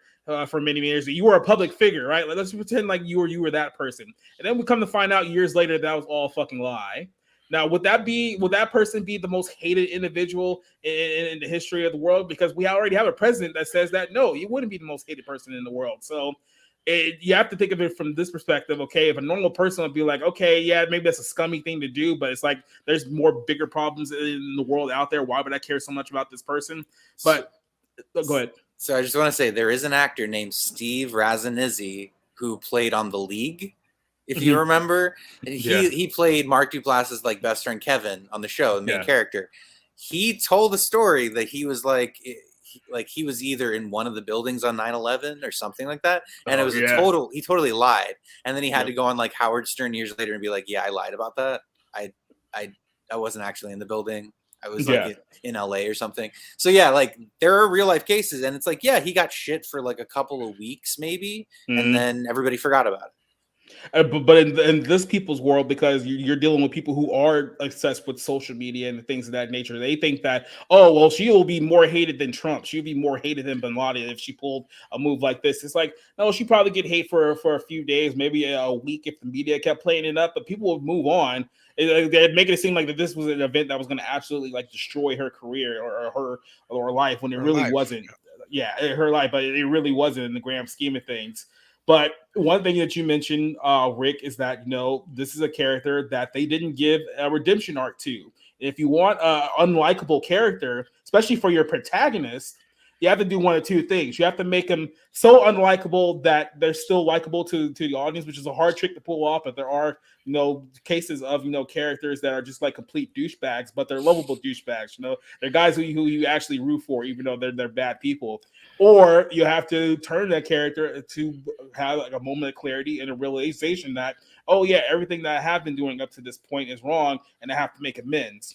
Well, they don't do either of that with this character, because we find out towards the end that this character that we've been wasting our time with for the last hour and 40 minutes isn't even the main character of the film. So they're not the main character. They're not the protagonist. No, the character that we're all supposed to care about is a character named Rowan, played by Mia Isaac. And Rowan in this film is essentially the black female David Hogg. She is a gun activist. Yeah, exactly. That's exactly what I thought. Yep. Yeah, so she's a girl, a teenage girl who was a victim of a school shooting. So she goes around and she makes these speeches about gun control and how we need to take action and things of that nature. Her introduction into this movie is like literally like a 4 or 5 minute like anti-gun speech that just played like straight throughout. It's not even played like in clip form or in video form, kind of out of context. Like maybe Danny was like watching some of her like YouTube videos. It's like they just straight up go to like a 3 minute anti-gun speech about how my students were killed, my teammate or my classmates were killed, and we need to do something. You're not taking up like straight up just anti-gun propaganda. And this is how we're introduced to this character who's supposed to be the real likable character in this film, the real quote unquote protagonist in this movie, the character of Rowan. So throughout the course of the movie, because Danny fakes being a survivor, quote unquote, she meets this character at a survivors meeting. They become friends. But she also realizes that, hey, this girl has a big following because of what happened to her. So I'm going to use her following to take advantage of her. And the whole conflict with the movie is that, when Danny writes the piece that makes her famous, that everyone talks about her, she uses Rowan to, I guess she retweeted her thing on Instagram or whatever the case may be. So they're trying to be like, oh, you lied and it took advantage of this black girl. So another example of how privileged white women take advantage of people of color. It's like, all she really did was retweet a story. It was like a friend of hers. Like no one would have, like if this was a real life situation, it would just been like, oh yeah, she basically just took advantage of her. It wouldn't have been like that big of a story because clearly she didn't know and it's perceived of that one. But before we get any deeper into that, what did you think about the character of Rowan, Rob? Did you love the character? Did you love the character the way the movie wanted you to love her? I mean, I looked at her just as just a sort of angelic, symbolic example of how you can be on social media and be a positive, influence for good, and be this whole. And it's just like, what, she doesn't have any demons. Like she's a perfect angel of a person, and she's supported by her parents, and it's just like it was a very corny sort of profile of a character. Again, that there's no reason for us to care about her other than she's an advocate for gun control. And and one of my favorite things about they get to like the protests or like the people holding up signs and stuff.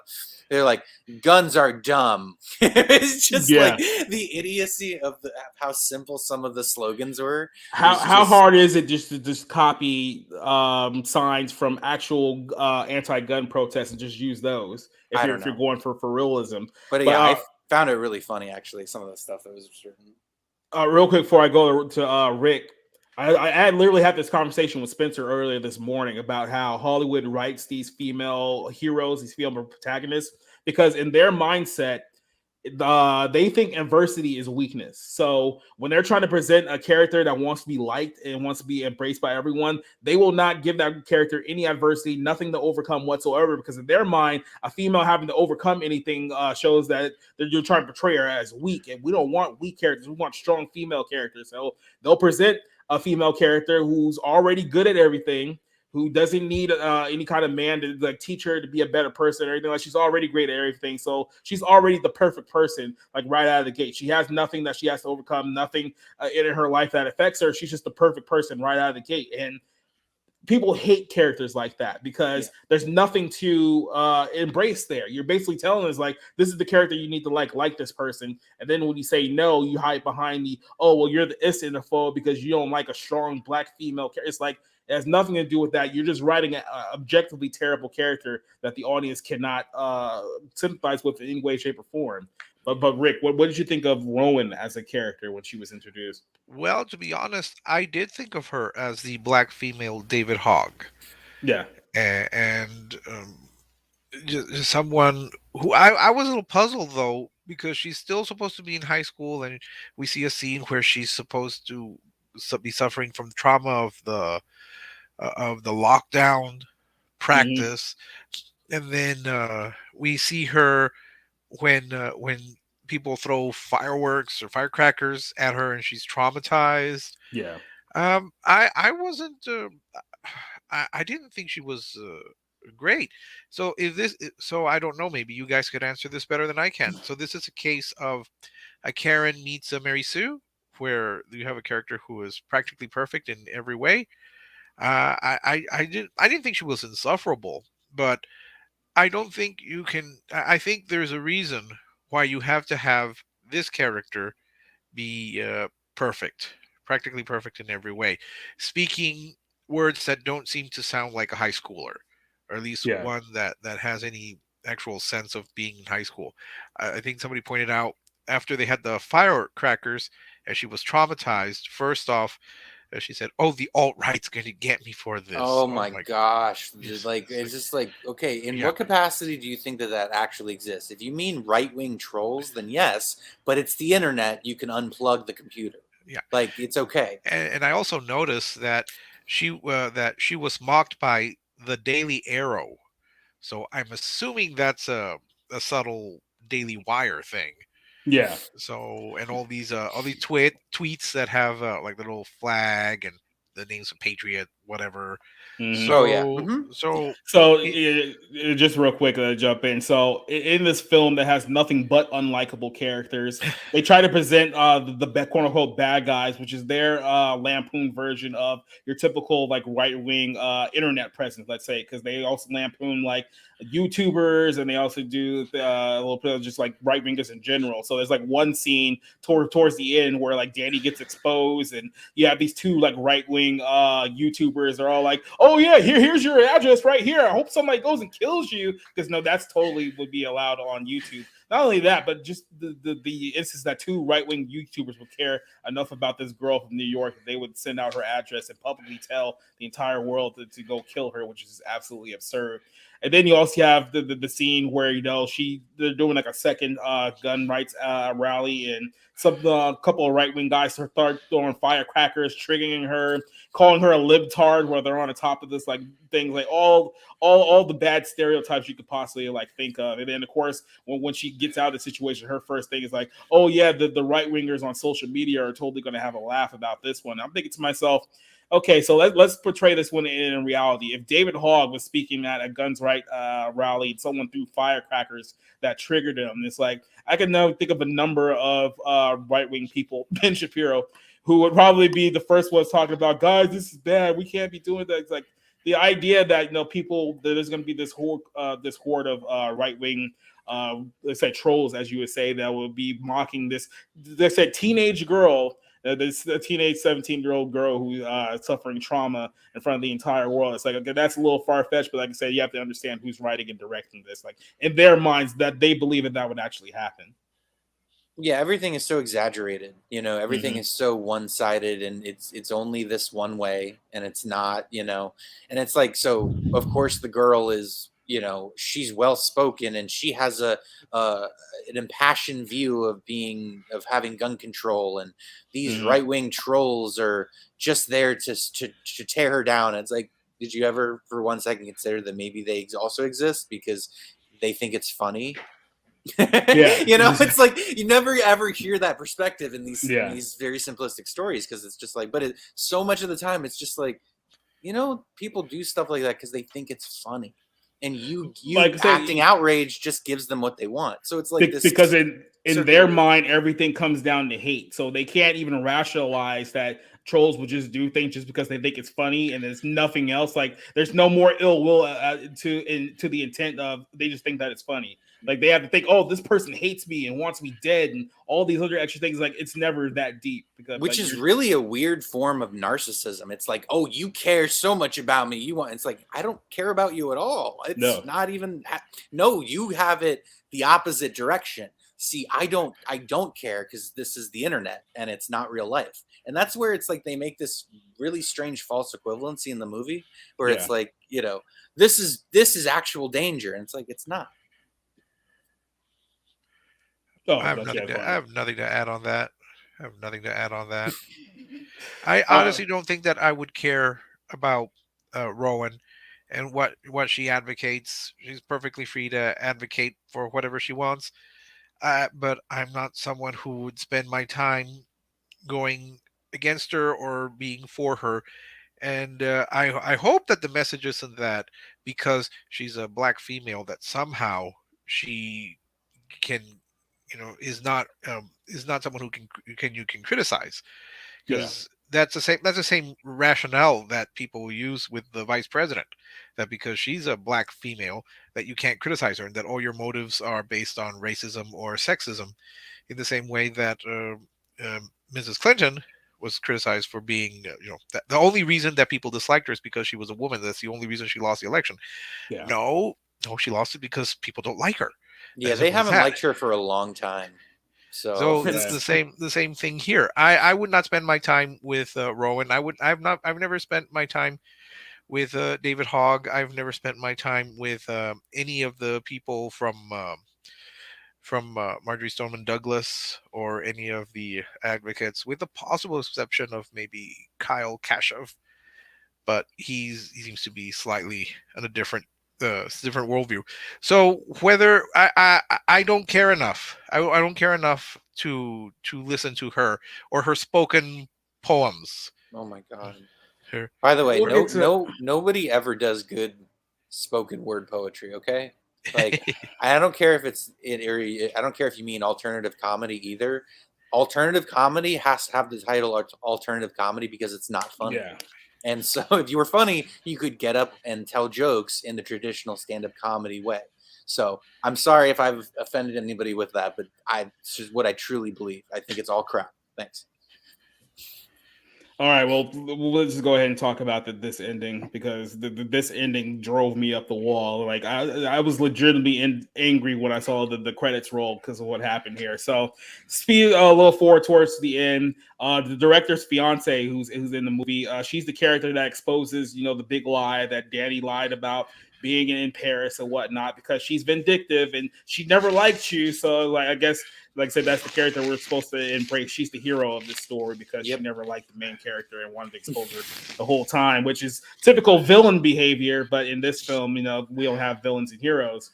So Danny gets exposed. The whole world hates her. Loses her job. All these people on the internet are talking about, oh, Danny Sanders is the worst person in the history of the world. Isn't she so hateable? Like all these like nameless faces, social media users hate her so much. But of course, when she gets exposed, she ruins her relationship with Rowan, and she feels really bad about it because they were building somewhat of a friendship. It was the only real friendship that she had. So she's figuring out ways to kind of make it up to her. So she writes a whole letter talking about how, yeah, I lied, but of course she didn't mention Rowan at all because she was too hurt within her own feelings to say that, yeah, I hurt my best friend too or whatnot.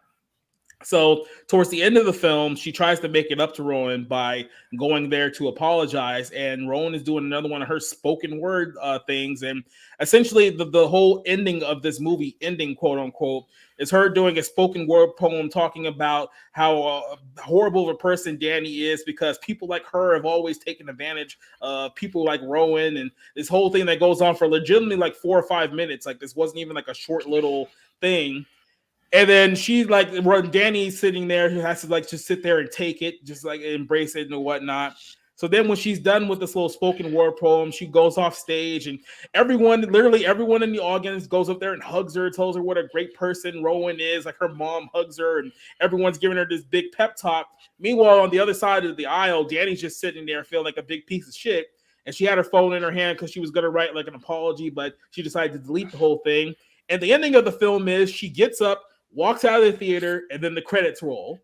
So 2 things happen in the course of this ending. One, we find out that the character of Danny that we wasted this entire time with, the person who's on the poster of the movie, isn't the real protagonist the whole time, because there's even a line of dialogue that says, oh, bitch, you think you're the main character of this film? You're not. It's Rowan, right? And then we just completely go past that, and it's like there's no ending to this film. We don't have no proper ending. There's no resolution of at least there's a confrontation between the 2 characters. Like Rowan could at least hold her the F off. We never get that. There's no conclusion of what happens with this girl's life. She just ends up moving back with her parents, I guess, to be a loser for the rest of her life that everyone hates, while Ronan is just getting more hugs because she's the real main character. And then the film ends. So this whole thing felt like the biggest waste of time that I ever seen in my entire life. I'm gonna let you guys go before I give my final thoughts because I really want to hammer this one home. But what do you guys think about the ending of this movie, or the lack of an ending for this movie? I mean, it's like she has to sit there and take her punishment by like Yeah. the the social justice like idiots of society. So Hmm. it's like the guilty sort of like white woman ally who basically was a shitty person the entire time, gets to hear how much she hurt this person, and that like one she doesn't talk to her, she doesn't get to be like I'm sorry face to face. No, she just has to leave and accept her role in hurting somebody else. And so it's just this very like it's this victim bashing sort of, or not victim bashing, but like victim blaming sort of bash the person that we all deem to be deserving of this type of like behavior. And that's what this whole thing felt like. It felt like an exercise in tearing down Danny, which I mean, of course she's a terrible character, so it's not like I like her, but your Hmm. empathy is supposed to be the driving force in movies. And Yeah. I'm not sure who we're supposed to empathize with here at all, because Yeah. they're platitudes. They're not even characters in the most simplistic and like transparent way. They don't Yeah. even fit that definition. So There's no empathy in this movie because the writer and director does not want you to empathize with the main character. You're only supposed to hate this person and nothing else. You're not supposed to feel bad for her situation, because at the end of the day, she's a girl who, yeah, you could say she's narcissistic and she's not a good person, but she's only like that because, like I said, she's miserable. She has no friends. If she had a couple of friends, maybe she would have been a better person. And when she did have a friend, she did start to change as a person a little bit, but you undercut that completely just to bring home the fact that, yeah, you're a terrible, horrible person and nobody likes you.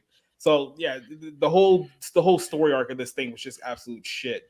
Rick, what do you think about the ending? Well, Rowan, sad to say, should be used to having rich white women appropriate her words Yeah. and pass them on. That's just the I don't. I guess that's just the white privilege matriarchy. I don't know. Hmm. Well, first, I didn't like the fact that Harper was exposing her. If maybe Harper had serious questions, not motivated based on her hatred for the fact that she got an office and Harper Hmm. did not, maybe that would have worked. That I think that would have worked much better for the film. And it's curious. I was thinking this. It's curious that when you have people questioning any story, Yeah. immediately you're condemned. I mean, you just have to look at Covington. We Yep. and the suckers and losers story, which I know people, particularly never Trumpers, who still insist that that's absolutely true, despite any Yep. evidence despite no evidence. So it's curious. So Danny, if anyone had questioned her story, they would have been a villain for questioning it. Like, how dare you? This woman has been through a traumatic experience. But you don't have that. As for her spoken word performance, that's a strange way of trying to convert people into being gun control advocates.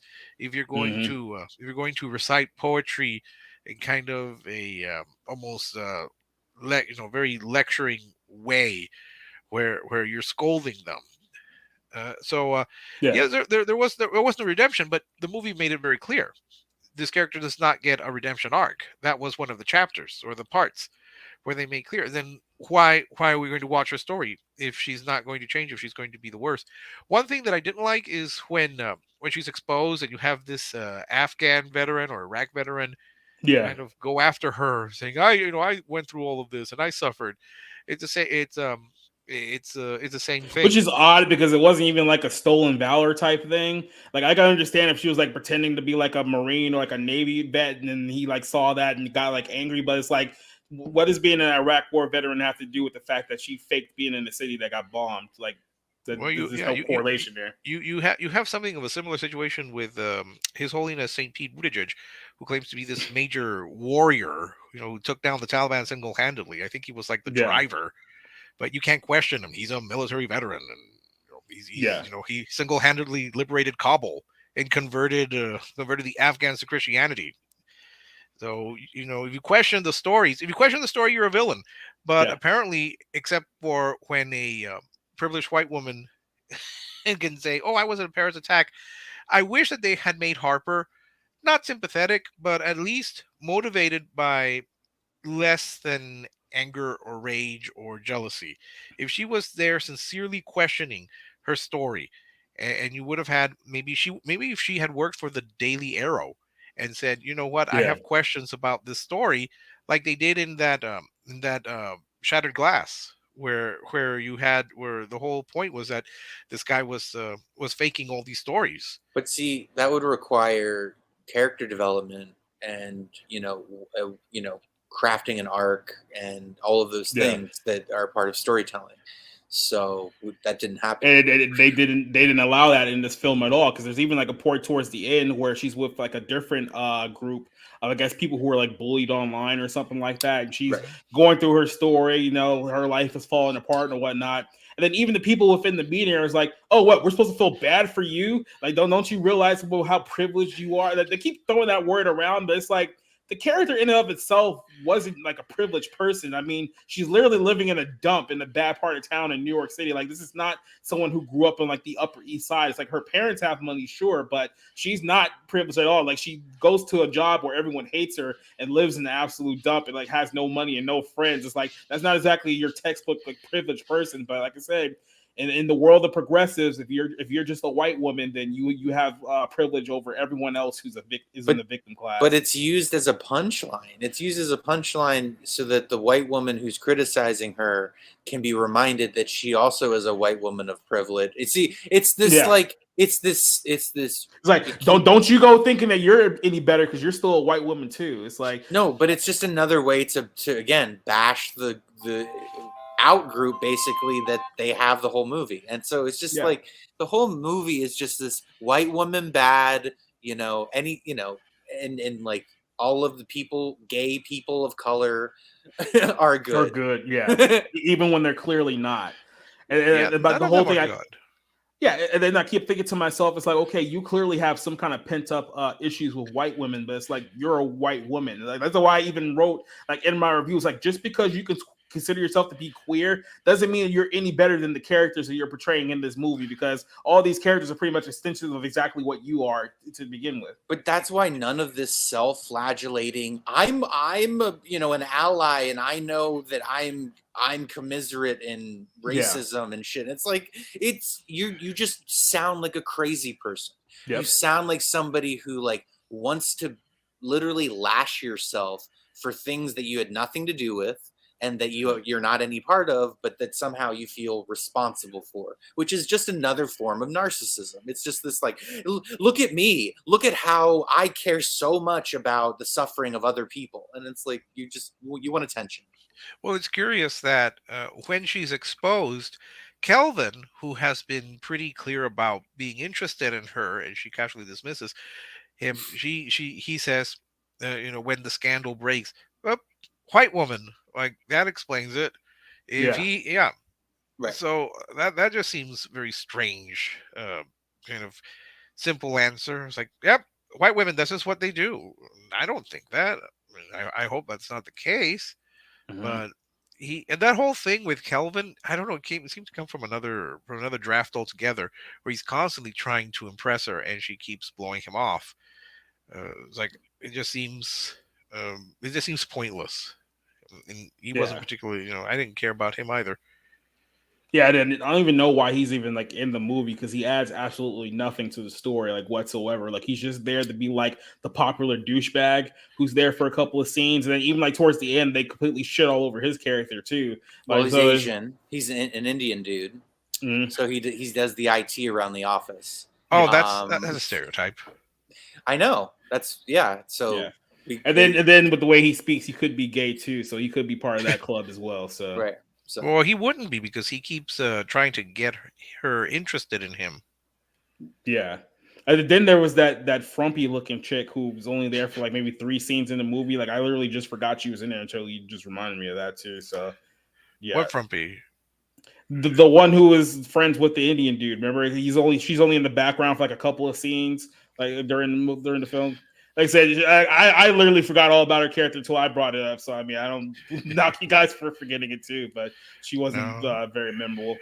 And I'll just say that it's a disappointment. I am a fan of Dylan O'Brien, and I'm sad to see that he's in this, because his character added nothing. I wouldn't care to follow him, and I would be puzzled as to why anyone would follow him on Twitter or Instagram or TikTok or Pinterest or whatever the kids do nowadays. Yeah. There's nothing to his character. I've seen him in much better stuff. Unless this movie was like a buddy favorite to somebody, he should fire whoever booked him to be in this shit because that was just absolutely awful. I'll go ahead. Guess we can go with the final thoughts of this movie. This movie was shit. This movie. This movie sucked. It made me angry, and I didn't think that there was going to be a film, at least this soon, that was going to top Scream for my worst movie of 2022. This one did it. This is the worst movie I've seen so far this year. We're 8 months in, I hate to say I have a hard time seeing other films that can beat this film, but there are a couple of movies coming up that just may do it. But yeah, this is easily the worst movie I've seen so far this year. This is my number one pick. Wow. You'd sooner sit through Marry Me, huh?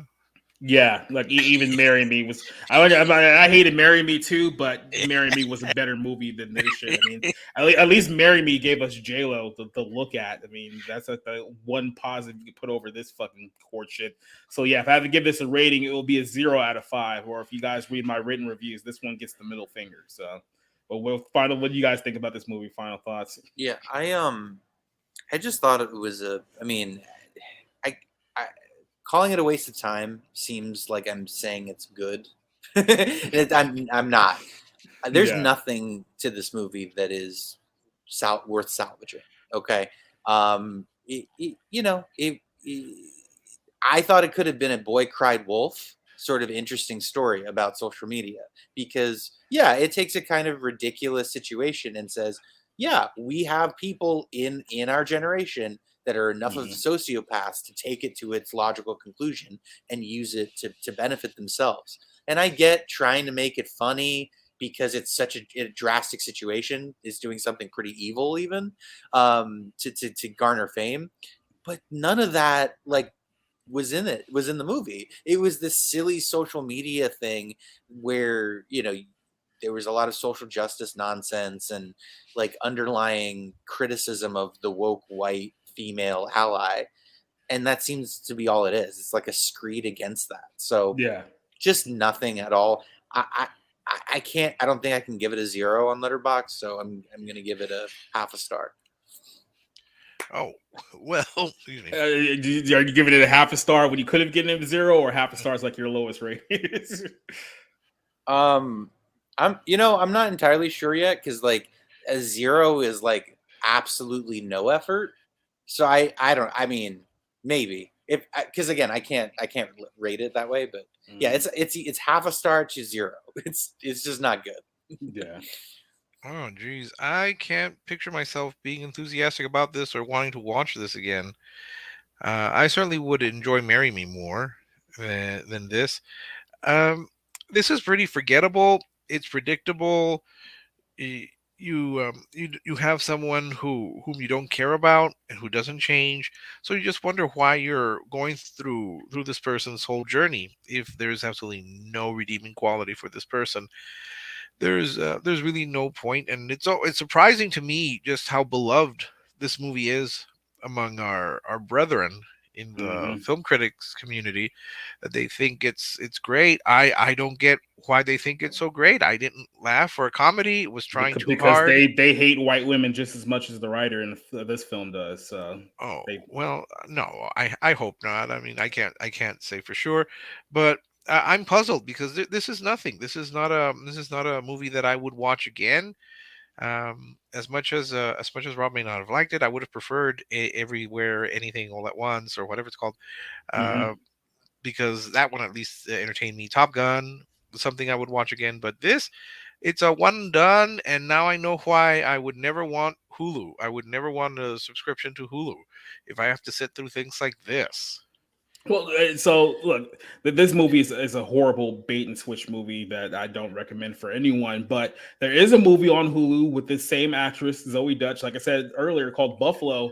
That's a really good film. And that one is, like I said, it's pretty much the same setup. You have a quote unquote unlikable female protagonist, but the whole direction of the character is done completely different from this film, because that film is not essentially spending 2 hours condemning white women. Like, that one actually has like a purpose and a story because it's written by a somewhat competent storyteller there. And I would actually recommend that film far over this one. Like, even I would recommend it to you guys if you haven't seen it yet, just as a compare and contrast for what you guys suffer through with Not Okay. Like, that movie is done far better and has a far better outcome with pretty much an identical premise with the same actress as well. So you would definitely recommend. I mean, you would definitely like that one far better than you would do this one. But this one, there's just nothing to like about it whatsoever.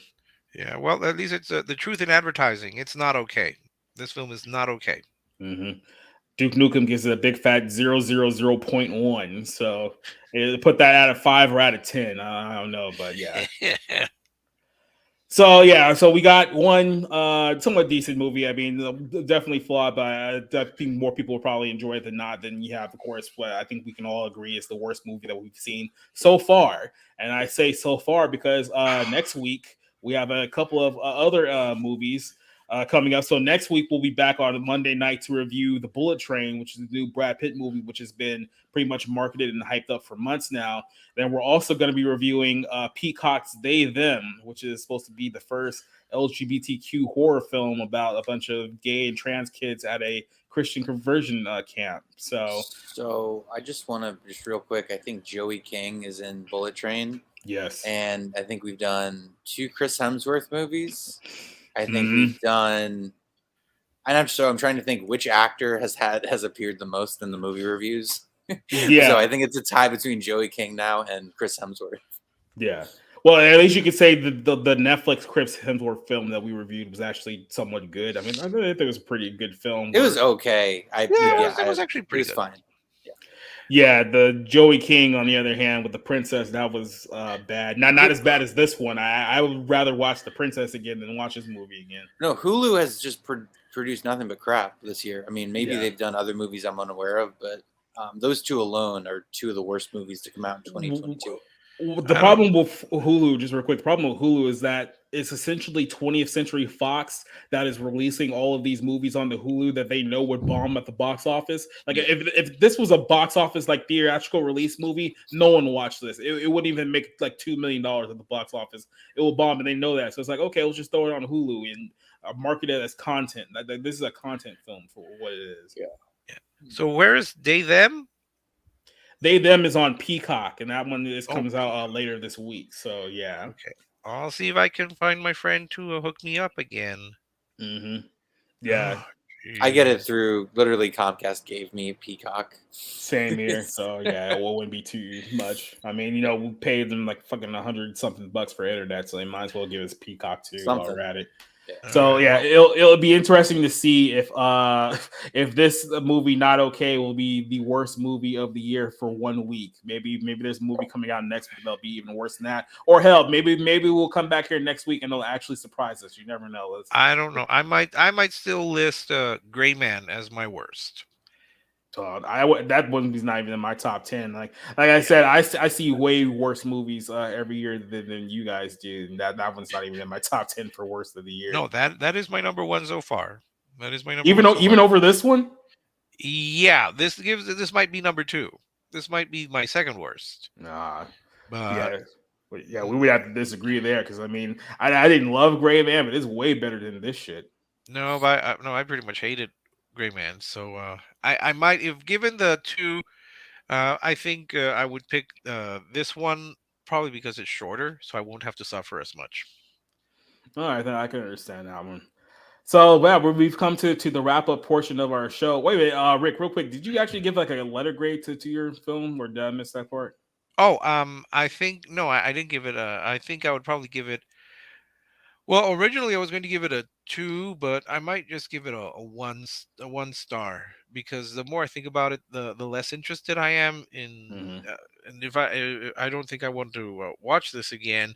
I'm just again still puzzled as to why so many critics really love this film and think it's hilarious and a biting social commentary on the world of social media influencers and all that. Guess because I've never been interested in social media influencers and I have no idea who any of these people are. It doesn't appeal to me. So it's so I would probably give it like maybe a 1. I would have given a letter. It started out as a C-. It might keep going down because I might actually want to watch Morbius over this. I would recommend you watch Morbius over here. Like I said, there's not a single movie that I've at least seen. And what is it? It's August the 1st of 2022. There's no other movie that's come out this year that's worse than this that I've seen so far. Instead of watching any of the Spider-Man movies of the last 20 years, just watch the animated Spider-Man TV show. Mm-hmm. And you'll get all that you need. You'll get the Carnage saga. You'll get the Morbius stuff. You'll get, who's Andrew Taylor Johnson is going to be the Aaron Taylor Johnson. Yeah, Aaron Taylor Johnson is going to be like the animal guy, Craven.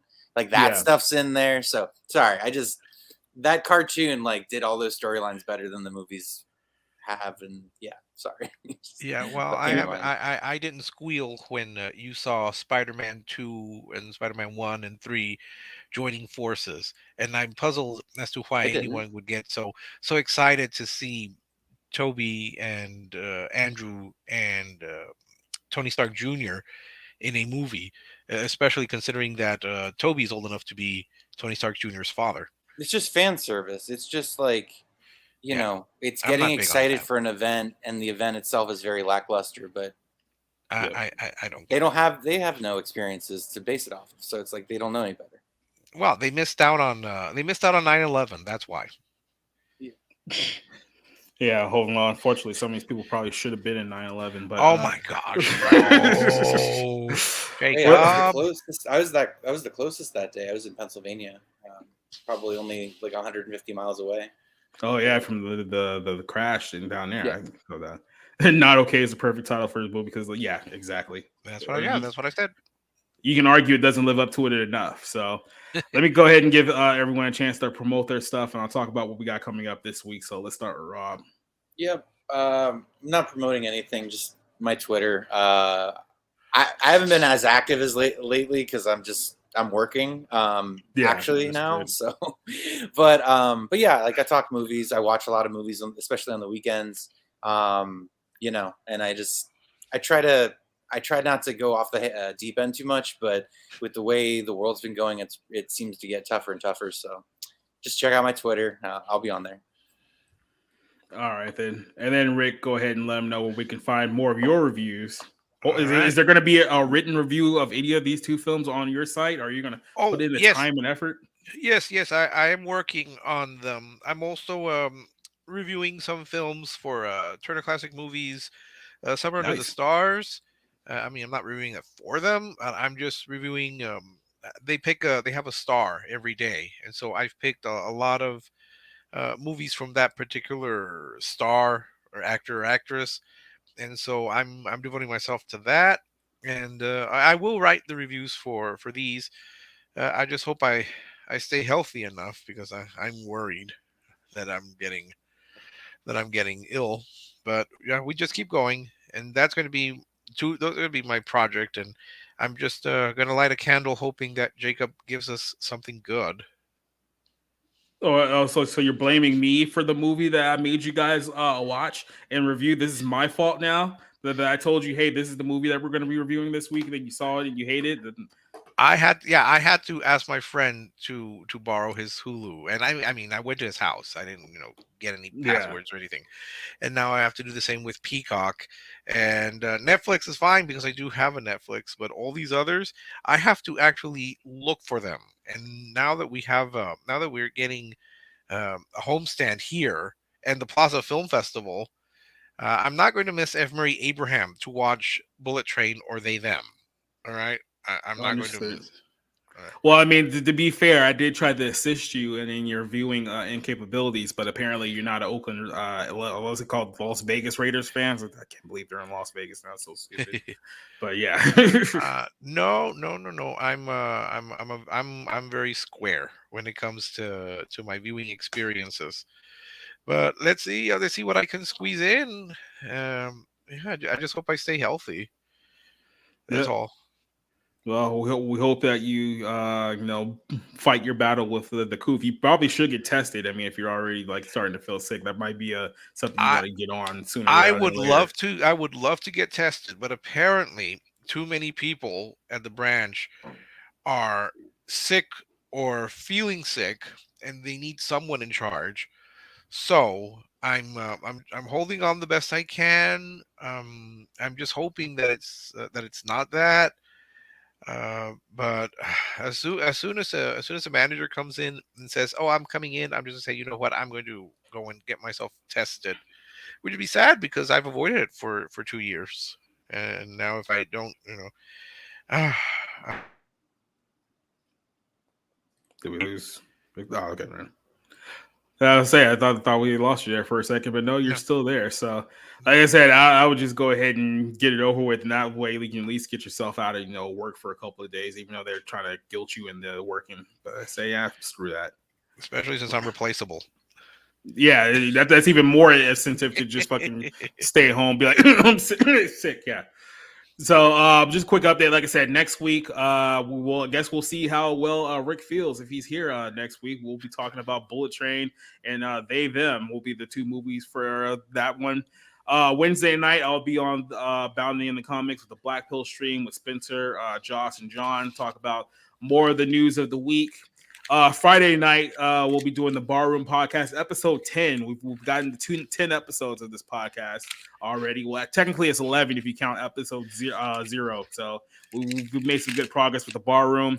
And then Saturday night on Twitch and on Twitter, we're going to be doing a movie night. We're going to be reviewing the 1985 film Tough Turf with James Spader and Robert Downey Jr. So that's a film that we'll be looking forward to watching. And then quick little notice. So in a couple of weeks, I will be going to Vegas for the meetup with the guys at Comics Division, Culture Casino. I'm not sure if the Geeks and Gamers guys will be there. I heard they will, but I haven't had that confirmed. But even if they're not, I will be in Vegas in a couple of weeks. So there will have to be a reshuffling of some of the shows. I haven't completely figured it all out yet, but I will have a final announcement for next Friday or this coming Friday's Barroom. So we might move some of the shows around later in the week, so that way we still get the content out, even though I won't be here throughout much of the week. So just a quick little update of what's going on here. Is there any other final notes that we want to say before we send this one off? Nope. All right.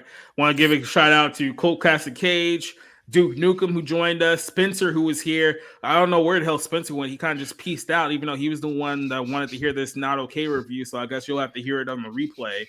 Yeah. And everyone else that joined us tonight on Twitch, on YouTube, and on Twitter, all of you guys, thanks for coming out. We will go ahead and sign off. We will see you. I guess we'll see you on Friday night for the Barroom, and then movie night, we'll do that one next week. Next Monday night, same time, same place. So good night, everyone. We'll see you then.